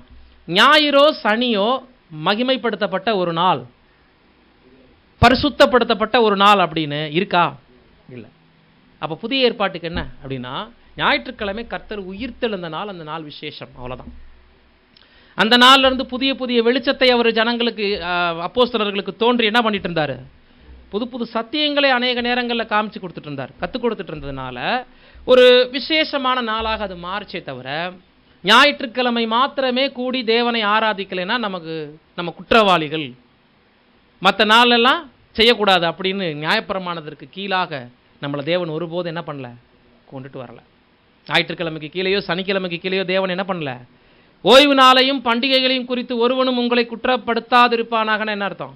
நீங்கள் அதுக்கு கீழே இப்போ இல்லைங்கிறார். அப்போ ஓய்வு என்பது கர்த்தர் கண்டுபிடிச்ச சீக்ரெட் என்ன? அந்த ஓய்வு நாள் பிரமாணத்துக்குள்ள கர்த்தர் கண்டுபிடிச்ச சீக்ரெட் என்ன? ஓய்வு நாளில் உங்களில் யாருடைய ஆடு மாடாவது குழிக்குள்ளே விழுந்தா தூக்கி விடாமல் இருப்பீங்களா? என்ன கேட்க வந்தார். அப்போ நீ தேவதூசனம் சொல்கிற பிரமாணத்துக்கு எதிரானவன்னு அவரை குற்றப்படுத்தினாங்க. இல்லை, இரக்கமே அங்கே முக்கியத்துவப்படுத்துது. ஓய்வு நாளுக்குள்ளே எந்த வேலையும் செய்யக்கூடாதுங்கிறது உங்களுடைய கருத்து. ஏன் உங்கள் சீசர்கள் கருதை கொய்து சாப்பிட்றாங்கன்னு கேட்டாங்க. அப்போ கர்த்தர் சொன்னார், அப்போ ஓய்வு நாளில் வாயிலா ஒரு ஜீவன் உங்களுடைய ஆடோ மாடோ பள்ளத்தில் விழுந்துருது, தூக்கி விட மாட்டியா? போதுன்னு விட்டுருவியா நீ? அப்போ அந்த நேரத்தில் நீ தூக்கி விடுறது வேலைன்னு எடுத்துக்கிட்டா அது ஒரு மிகப்பெரிய குற்ற செயலா அப்படின்னு பதிலுக்கு என்ன பண்ணார்? ஒரு கேள்வியை கேட்டார். அப்போ பிரமாணம் எதை கற்றுக் கொடுக்குது நமக்கு? ஓய்வு நாளில் தேவனிடத்தில் அன்பு கூறக்கூடிய விஷயத்தில் என்ன முக்கியத்துவம் வாய்ந்ததாக இருக்குது அப்படின்னா, உனக்கு மனசு எப்பெல்லாம் ஃப்ரீயாக இருக்குதோ, உன்னுடைய சிந்தை எப்பெல்லாம் ஓய்ந்து காணப்படுதோ அந்த நேரத்தை எல்லாம் தேவனுக்கு ஒதுக்கு. ஞாயிற்றுக்கிழமை இல்லை, இன்னைக்கு ஞாயிற்றுக்கிழமை வைராக்கியம் பாருங்க, செத்த பணத்தை வச்சுட்டு கூட நாங்கள் சர்ச்சுக்கு போவோம்னு சொல்லிட்டு இருப்பாங்க பெந்தகோஸ்தே விசுவாசிங்க. அப்புறம் அடக்கம் பண்ணுவாங்களாமா. ஏன் அப்படின்னா ஞாயிற்றுக்கிழமை. தேவன் கழுத்துக்கு கத்தியெல்லாம் வைக்க மாட்டார். நீங்கள் ஞாயிற்றுக்கிழமை பணத்தை வச்சுட்டு அடக்கம் பண்ணிவிட்டு அப்புறம் போய் ஆராதனை செஞ்சுட்டு அப்புறம் போய் அடக்கம் பண்ணு, இப்போ தான் நீ எனக்கு ஏற்ற பிள்ளை அப்படின்னு தேவன் சொல்ல மாட்டார். வாரம் பூரா ஓய்வு கிடைக்குது இல்லை, அப்போ என்ன செஞ்சுக்கிட்டு இருந்தோம் நம்ம? இந்த உலகத்தில் நமக்கு எவ்வளோ டைம் கிடைக்குது இன்னைக்கு? சாப்பிட தூங்க வேலை செய்ய ஒரு நாளைக்கு அதிகபட்சம் தூங்குறதோட சேர்த்து 20 மணி நேரமே நம்ம நேரத்தை எடுத்துக்குதுன்னு வச்சுக்கலாம். 4 மணி நேரம் இருக்குது. 4 மணி நேரத்தில் கூட 2 மணி நேரம் ஏதாவது ஒரு வேலையை செஞ்சிடறோம்னு வச்சுக்கோங்க, பொழுத போக்கிட்டோன்னு வச்சுக்கோங்க, மிச்சம் 2 மணி நேரம் இருக்குது. 2 மணி நேரத்தில் கூட 1 மணி நேரம் ஏதாவது பண்ணியிருந்தாலும் 1 மணி நேரம் இருக்குது. இப்படிலாம் நம்ம சாதகமாக சொல்லிக்கலாம். ஆனால் அப்படி இல்லை, நிறைய நேரங்கள் நமக்கு கிடைக்கிறதுங்கிறது தான் உண்மை. நம்ம தூங்குறது, சாப்பிட்றது, மற்றவங்களோட பேசுறது, வேலை செய்கிறது, இதெல்லாம் எவ்வளோ கழிச்சாலும் மனித வாழ்நாளில் பாதி நேரம் தான் அது அவங்களுக்கு எடுக்கும். மீதி நேரம் கிடைக்கலன்னு சொன்னால் அது அவங்க சொல்கிற பொய், அல்லது தேவனுக்கு அவங்க கொடுக்கக்கூடிய முன்னுரிமை கொடுக்கறதில்ல, அல்லது தேவனுடைய சமூகத்தில் நேரத்தை செலவு பண்ணுறதில்லைங்கிறது தான் அர்த்தம். அப்போ சமயம் கிடைக்கும் போதெல்லாம் தேவனோடு உறவாடி கொண்டிருப்பது தான் ஓய்வு நாளை பரிசுத்தமாக ஆசரிக்கிறதுங்கிறது. இந்த உலகத்துக்குள்ளே நம்மளுடைய மைண்ட் எப்போல்லாம் ரெஸ்ட்டுக்குள்ளே போகுதோ, இப்போ நான் சும்மா இருக்கேன், எனக்கு வேறு யாரோடையும் வேலை இல்லை, யாரோடையும் நான் பேச வேண்டிய கட்டாயம் எனக்கு இல்லைங்க போதே என் மனசு அடுத்து எங்கே போகணும்? தேவனிடத்தில் நான் எப்படி உறவாடலாம், தேவனுடைய வார்த்தைகளின் மூலமாக என்னை நான் எப்படி புதுப்பித்துக் கொள்ளலாம், இந்த தருணத்தை எனக்கு சமயம் கிடைக்கக்கூடிய ரெஸ்ட்டு. ஓய்வுனா என்னங்க? ரெஸ்ட்டு. அங்கே ஓய்வு நாள் பிரமாணம், அந்த ஓய்வு நாளை தேவனுக்கு என்று ஒதுக்கணும். நம்ம புதிய ஏற்பாட்டில் எப்பெல்லாம் உங்களுடைய மைண்டு ரிலாக்ஸ் ஆகுதோ, சும்மா இருக்கிறோம் அப்படின்னு ஃபீல் ஆகுதோ, அப்பெல்லாம் தேவனுடைய வார்த்தைகளுக்குள்ள நேராக கடந்து போகணும். எப்பெல்லாம் தேவனுடைய வார்த்தையை நம்ம படிக்கிறோமோ அப்பெல்லாம் தேவனோடு என்ன பண்ணுறோம்? உறவுக்குள்ளாக நாம் கடந்து வர்றோங்கிறத மறந்துடக்கூடாது. இப்போ இந்த 4 பிரமாணங்களையும் கர்த்தராகிய இயேசு கிறிஸ்து தேவனுடைய பட்சத்திலிருந்து, தேவனுடத்தில் முழு உள்ளத்தோடும் முழு ஆத்மாவோடும் அன்பு கூர்ந்தாருங்கிற அந்த ஒரு கோணத்தில் எப்படி நிறைவேற்றினாருங்கிறத நம்ம பார்த்துருக்குறோம். இனி டீப்பாகவும் வரக்கூடிய நாட்களில் பார்ப்போம். மீதி இருக்கக்கூடிய 6 பிரமாணம் யாரை பற்றினது? மனிதன் சார்பாக தேவன் கொடுத்தது. கண்ணில் காணாத தேவனிடத்தில் நமக்குள்ள அன்பு இருக்குது அப்படின்னா, கண்ணில் காண்கிறவர்களிடத்திலையும் அன்பு இருந்தால் தான் அது ப்ரூவ் ஆகும். நம்மளை படைச்சிட்ட தேவன் பேரில் அன்பு இருக்குன்னு நம்ம சொல்கிறோம் அப்படின்னா, கண்ணில் காணக்கூடிய சக மனிதர்களிடத்தில் அன்பு இல்லாமல் போச்சுன்னா இந்த முதல் 4 பிரமாணங்களையும் நம்ம ஃபாலோ பண்ணலைன்னு ஆயிருங்கிறதையும் கர்த்தர் சீக்கிரட்டாக கண்டுபிடிச்சி வச்சுருந்தார். இப்போ 10 2ஆக பிரிச்சிருக்கிறார் கர்த்தர் இயேசு. 4 தேவனுக்கு, 6 மனிதர்களுக்கு. இந்த மனிதர்களுக்கு செய்யப்பட்ட விஷயத்தை கைவிட்டுட்டோம்னா, செய்ய சொன்ன விஷயத்தை கைவிட்டுட்டோம்னா தேவன் பேரில் நம்ம உண்மையான அன்போடு இல்லை. தேவனுக்கு அன்பு காமிச்சிட்டு மிச்சம் இருக்கக்கூடிய 6 மனிதர்களுக்கு செய்யக்கூடிய கட்டளைகளை மிஸ் பண்ணிட்டோம்னாலும் நாம் தேவனுக்கு செஞ்சதாக சொன்னது நிறைவேறாது. அப்போ 6 நாளும் என்ன ஆகணும்? சேர்ந்து பூரணப்படணும். அப்படி பார்க்கும்போது இதை குறித்து, மீதி இருக்கக்கூடிய 6 கட்டளைகளை குறித்து பவுல் பேசுகிறார் பாருங்க. ரோமர் 13ஆம் அதிகாரம் 8 10 முடிய. ஒருவரிடத்தில் ஒருவர் அன்பு கூறுகிற கடனே அல்லாமல் மற்றொன்றிலும் ஒருவனுக்கும் கடன் பெறாதிருங்கள். பிறனிடத்தில் அன்பு கூறுகிறவன் நியாயப்பிரமாணத்தை நிறைவேற்றுகிறான். எப்படியென்றால், விபசாரம் செய்யாதிருப்பாயாக, கொலை செய்யாதிருப்பாயாக, களவு செய்யாதிருப்பாயாக, பொய் சாட்சி சொல்லாதிருப்பாயாக, இச்சியாதிருப்பாயாக என்கிற இந்த கற்பனைகளும், வேறே எந்த கற்பனையும் உன்னிடத்தில் நீ அன்பு கூறுகிறது போல பிறனிடத்திலும் அன்பு கூறுவாயாக என்கிற ஒரே வார்த்தையிலே தொகையாய் அடங்கி இருக்கிறது. முடிச்சிட்டார். இப்போ பவுல் எங்க நம்மளை கூட்டிட்டு வந்து விட்டுட்டார் அப்படின்னா, 6க்கு அப்புறம் இருக்கக்கூடிய 4 பத்தி மட்டும் பேசல. அவர் கொலை செய்யாதிருப்பாயாக, விபச்சாரம் செய்யாதிருப்பாயாக, களவு செய்யாதிருப்பாயாக, பிறனுக்குண்டான யாதொன்றையும் இச்சியாதிருப்பாயாக என்கின்ற இந்த கட்டளையும், இதுக்கு ஒப்பா இருக்கக்கூடிய மற்ற கற்பனைகள் எல்லாம் சேர்ந்தே எதில் ஒட்டுமொத்தமாக அடங்குதான்? உன்னிடத்தில் நீ அன்பு கூறுவது போல பிறனிடத்தில் அன்பு கூறுவாயாக என்கின்ற 2ஆம் கற்பனையோட முற்று பெறுதுன்ட்டார்.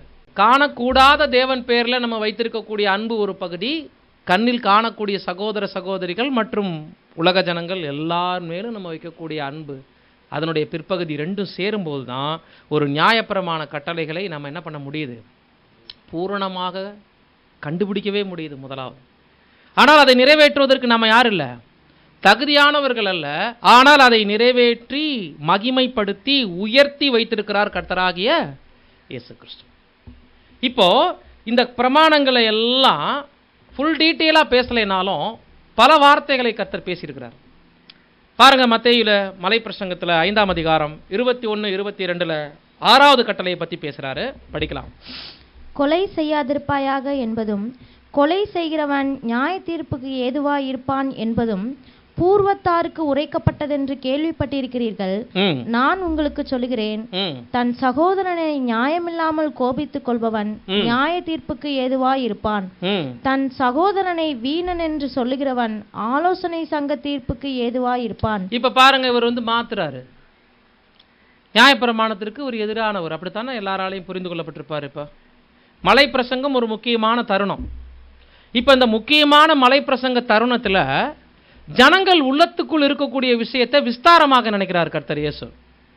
மாறாக இவங்களுடைய எந்த விதமான பாரம்பரிய பிரமாணங்களையும் தேவன் அவங்களுக்கு கொடுத்துட்ட கட்டளைகளையும் நியமங்களையும் நீக்கி போட அவர் நினைக்கல. இப்ப தேவன் கொடுத்துட்ட பிரமாணத்துல கடைபிடிக்க முடியாம தவித்து கொண்டிருக்கக்கூடிய இஸ்ரேல் ஜனங்களுடைய மனசுல பிரமாணங்களை உயர்த்தி அதை மகிமைப்படுத்துற வேலையை மலை பிரசங்கத்தில் செய்யும் போது அழகா சொல்றாரு. கொலை செய்யாதிருப்பாயாக தானே நீங்க கேள்விப்பட்டீங்க, அதுதானே உங்களுடைய பூர்வத்தாருக்கு உரைக்கப்பட்டது. இப்ப நான் உங்களுக்கு சொல்றேன், படிங்க மறுபடியும். காரணமின்றி தன் சகோதரனை நியாயமில்லாமல் கோபித்துக் கொள்பவன் நியாய தீர்ப்புக்கு ஏதுவாயிருப்பான். தன் சகோதரனை வீணன் என்று சொல்லுகிறவன் ஆலோசனை சங்க தீர்ப்புக்கு ஏதுவாயிருப்பான். ஆமா, இந்த இடத்துல நியாயமின்றிங்கிற வார்த்தை காரணமின்றி என்ற வார்த்தை வருது. அதாவது சகோதரர்கள் மேலேயோ மற்றவங்க மேலேயோ கோபப்படுவதே என்ன இல்லை, தப்பு இல்லை. ஆனா அந்த கோபத்துக்கு என்ன இருக்கணும், ஒரு நியாயமான காரணம் இருக்கும். அத காரணமின்றின்னு சொல்றாரு. அப்ப கோபப்படுறதே இப்ப எதுக்கு சமமாக்கிட்டாரு? சும்மா சும்மா கோபப்படுவதை ஒரு சுபாவமாக வைத்திருந்தா அது எதுக்கு சமமாயிடுது? கோபம் அப்படியே பழி வாங்குதலுக்கு, தொடர்ந்து கோல் சொல்வதற்கு, ஒருத்தவங்களுடைய நெகட்டிவையே தொடர்ந்து பார்ப்பதற்கு, பழி உணர்ச்சிக்கு வழி நடத்திட்டே போகுது இல்லைங்களா? இது நாள்பட்ட பகையா வளருது இல்லைங்களா? அப்போ ஒருத்தரை விட்டுறது, குத்துறது, கொலை செய்யறது நியாயப்பிரமாண காலகட்டத்தில் கொலையாக பார்க்கப்பட்டது. ஆனால் புதிய ஏற்பாட்டில் நியாயப்பிரமாணத்தை கர்த்தர் எப்படி விஸ்தாரமாக்கி இருக்கிறார் அப்படின்னா, உள்ளத்தில் பகையே கொலை, தொடர்ந்து எரிச்சல், காரணமே இல்லை ஆனா கோவப்பட்டுக்கிட்டே இருப்பதுவே என்னவா மாறிடுது, ஒரு கொலைக்கு சமமாக இருக்கிறது. அது மாத்திரம் இல்ல, கொலை செய்யாதிருப்பாயாகன்னு சொல்லப்பட்டிருக்கு. ஆனா கொலை செஞ்சவனை என்ன செய்யணும்? நியாயப்பிரமாணத்துல அவனையும் கொலை தான் செய்யணும். ஏன்னா அவன் கை பிசகா செஞ்சிருந்தா விட்டுறலாம். கோடாரியை எடுத்து மரம் வெட்டிட்டு இருக்கும்போது கோடாரி பிடுங்கி போய் ஒருத்தர் மேலே பட்டா அது கொலை இல்லை. ஒரு மாங்கனியை அவன் எரியறதுக்காக அடிக்கிறதுக்காக கல் எறியும் போது அந்த மாங்கனிக்கு பதிலாக ஒருத்தர் தலையில் போய் அந்த கல் விழுந்துருது, அதில் அந்த மனுஷன் செத்துட்டான். இப்போ இது கொலைங்கிற லிஸ்ட்டில் வராது, விசாரிப்பாங்க. ஆனால் உண்மையிலேயே கல்லெறிஞ்சு கொண்டிருந்தா, உண்மையிலேயே கோடாரி புடியை உருவிட்டு போகாமல் வேணும்னே போய் இவர் அடித்து கொண்டிருந்தாருன்னா இந்த மனிதனை என்ன பண்ணணும்? கொலை பண்ணணும். அவர் நிரபராதியாக இருந்து தெரியாமல் கொலை பண்ணியிருந்தார்னா இவரை யாரும் பழி வாங்கிடக்கூடாதுங்கிறதுக்காண்டி ஒரு அடைக்கல பட்டணம் என்ற ஒரு பட்டணத்துக்குள்ளே என்ன பண்ணுவாங்க? அனுப்பி வைப்பாங்க. அப்போ கொலைக்கு கொலை தீர்ப்பாக இருந்துச்சு. ஆனால் இப்போது நியாயப்பிரமாணத்தை கர்த்தர் இயேசு நிறைவேற்றும் போது கொலை செய்யாதிருப்பாயாகன்னு சொல்லப்பட்டிருக்கு. மீறி கொலை செஞ்சிட்டா அவங்கள பதிலுக்கு கொலை செய்ய தூண்டாமல் என்ன சொல்லிட்டாரு? உங்கள் சத்துருக்களையும் சிநேகியுங்கள், சபிக்கிறவர்களையும் ஆசீர்வதியுங்கள், நிந்திக்கிறவர்களுக்காக என்ன பண்ணுங்க. இப்போ என் தம்பி ஒருத்தன் கொலை பண்ணிட்டான், ஆண்டவரே நான் அவரை கொலை செய்யணுமான்னு கேட்கும்போது கர்த்தருடைய பதில் என்னவா மாறிடுச்சு? இப்போ அப்படி கேட்கல. ஒரு எக்ஸாம்பிள், நம்மளுடைய உறவுகளையோ நெருங்கிய நண்பர்களையோ யாரோ கொலை செய்யும் போது பழைய ஏற்பாடு அவங்கள கொலை செய்ய சொல்லுது. தெரிஞ்சு கொலை பண்ணியிருந்தா என்ன பண்ணிடு? கொலை செஞ்சிரு. இப்போ கர்த்தருடைய வார்த்தை என்ன கற்றுக் கொடுத்துருச்சு அப்படின்னா, அவங்கள நேசிக்க கற்றுக்க. தீமைக்கு தீமை ஒருபோதும் என்ன ஆகாது? தீர்வாகாது. சத்ருவையும் ஸ்நேக சொல்லிட்டார். இப்போ கொலையாளி உனக்கு விரோதியா நீ பார்க்கக்கூடாது. அவன் எந்த சூழலில் செஞ்சிட்டானோ, ஸோ அவன் செஞ்ச தவறையே நீ என்ன பண்ணாத, செய்யாதன்னு கொலைக்கு கொலை தீர்வு இல்லை என்பதை தன்னையே பலியாடாக ஒப்பு கொடுத்து என்ன பண்ணிட்டு போயிட்டாருப்பா. நானே உங்களுக்காக எதுக்காக தான் வந்திருக்கேன்? சாகருக்கு தான் வந்திருக்கிறேன். ஸோ என்னை கொலை செஞ்சவங்களை நான் பழி வாங்குறது என்னுடைய நோக்கம் இல்லை, அவங்க மேலே அன்பு கூற வந்திருக்கிறேன்னு சொல்லிட்டு தேவனிடத்தில் எந்த அளவுக்கு அன்பு வச்சாரோ நம்மளை பகைக்கிறவங்க மேலேயும் அதே அன்பை காட்டணுங்கிறதன் மூலமாக இந்த பிரமாணத்தை அழகாக நிறைவேற்றிருக்கிறார் பாருங்க. அதே மாதிரி 7வது கட்டளை பற்றி பேசும்போது மத்தேயு 5:27-28, விபச்சாரம் செய்யாதிருப்பாயாக என்பது பூர்வத்தாருக்கு உரைக்கப்பட்டதென்று கேள்விப்பட்டிருக்கிறீர்கள். நான் உங்களுக்கு சொல்கிறேன், ஒரு ஸ்திரீயை இச்சையோடு பார்க்கிற எவனும் தன் இருதயத்தில் அவளோட விபச்சாரம் செய்தாயிற்று. ஆமா, இப்போ இந்த கட்டளை எப்படி விஸ்தாரமாக்குறார் அப்படின்னா, பூர்வத்தில் இந்த குற்றங்களுக்கும் கல்லறிஞ்சு என்ன பண்ணுவாங்க? கொல்லுவாங்க, கூடாரத்தோட வச்சு குத்தி போட்டதெல்லாம் நடந்துச்சு. வெளியரங்கமான குற்றமாக இதை கண்டுபிடிக்கப்படும் போது அதற்கான தண்டனையை நியாயப்பிரமாணத்தில் மோசே என்ன பண்ணியிருந்தார், அங்கே கொடுத்திருந்தார். அப்போ விபச்சாரம் என்பது எப்படி பார்க்கப்பட்ட ஒரு குற்றமாக இருந்துச்சு? சரீர ரீதியாக பார்க்கப்பட்டது. இப்போ இந்த இடத்துல கர்த்தர் நியாயப்பிரமாணத்தின் நிறைவேறுதலாக இதை நமக்கு சுட்டி காண்பிக்கும் போது, இல்லப்பா இது சிந்தை சம்பந்தப்பட்டதுன்றார் ஒரே வார்த்தையில். நீங்கள் இந்த பிரமாணத்தை நிறைவேற்றணும்னா சரீர ரீதியாக குற்றத்தை கண்டுபிடிச்சு போக வேண்டிய அவசியம் இல்லை. உங்கள் கண்களே பாவம் செஞ்சிருது. உங்கள் எண்ணத்திலேயே நீங்கள் உட்கார்ந்த இடத்துலையே என்ன பண்ணிக்கலாம், பாவம் செஞ்சிடலாம். அப்படின்னா ஒன்றுக்கும் இல்லாத சரீரத்தை மாத்திரம் நீங்கள் கருத்தில் கொண்டீங்கன்னா நியாயப்பிரமாணத்தை நிறைவேற்ற முடியாது. எழுத்து கொல்லுகிறது, ஆவியே உயிர்ப்பிக்கிறதுங்கிறத புரிஞ்சுக்கங்கிற.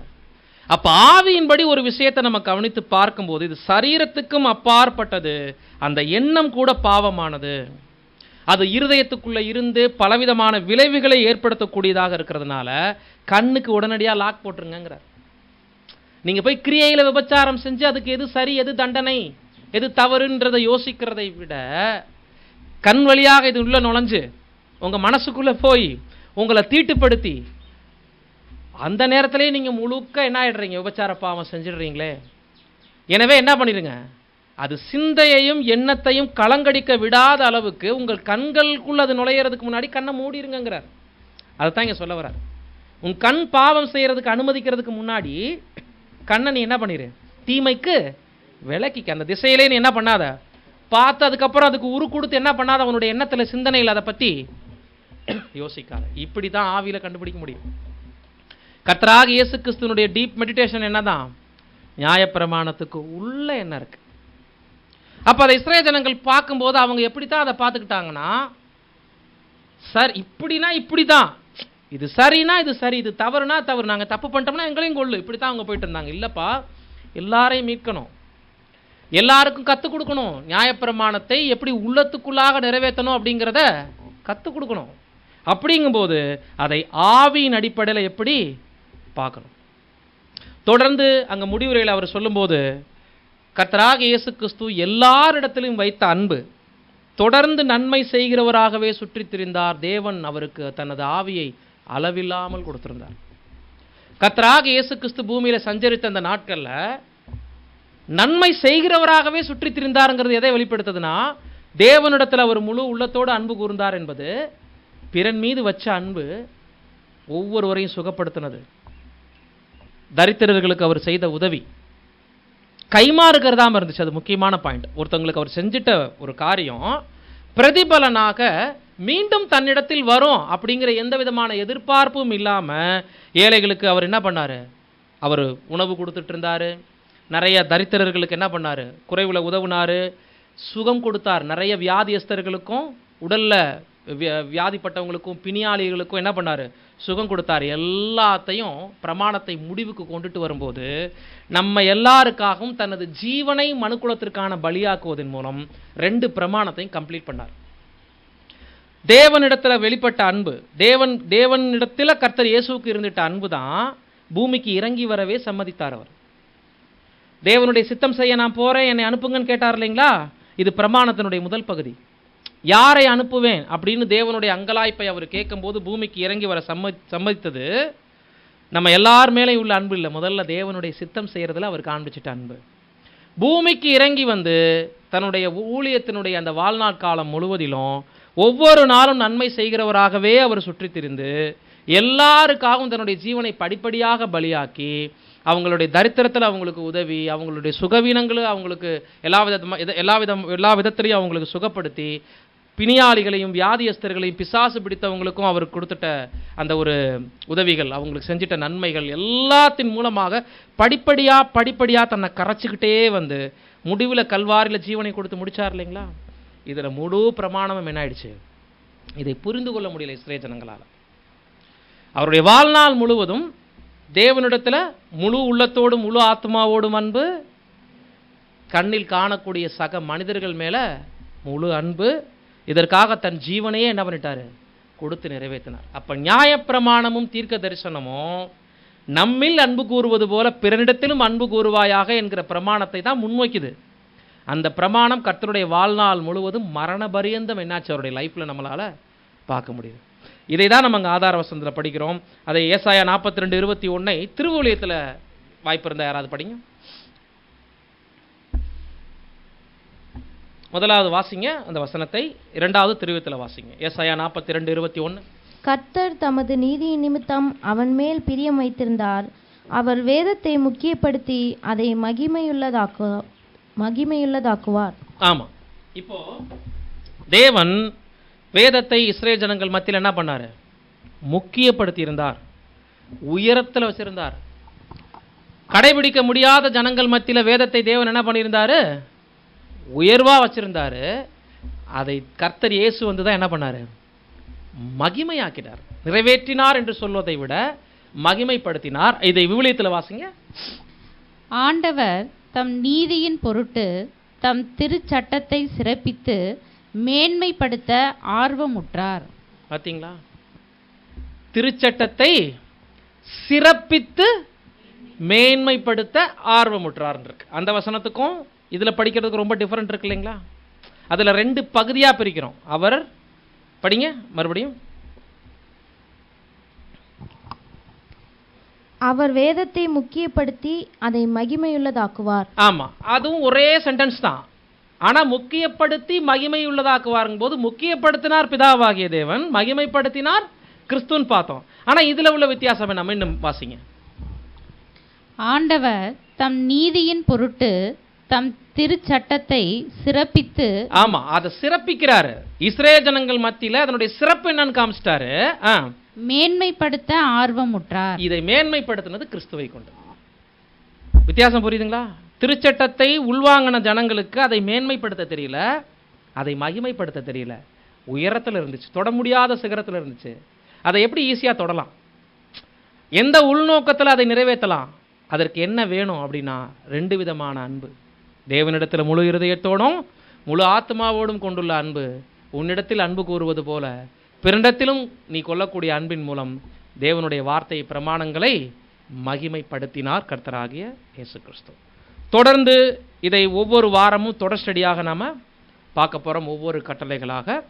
அதுவரைக்கும் வசனங்களை பொறுமையோடு கேட்ட உங்கள் யாவரையும் தேவன் தாமே ஆசீர்வதிப்பாராக. ஆமென்.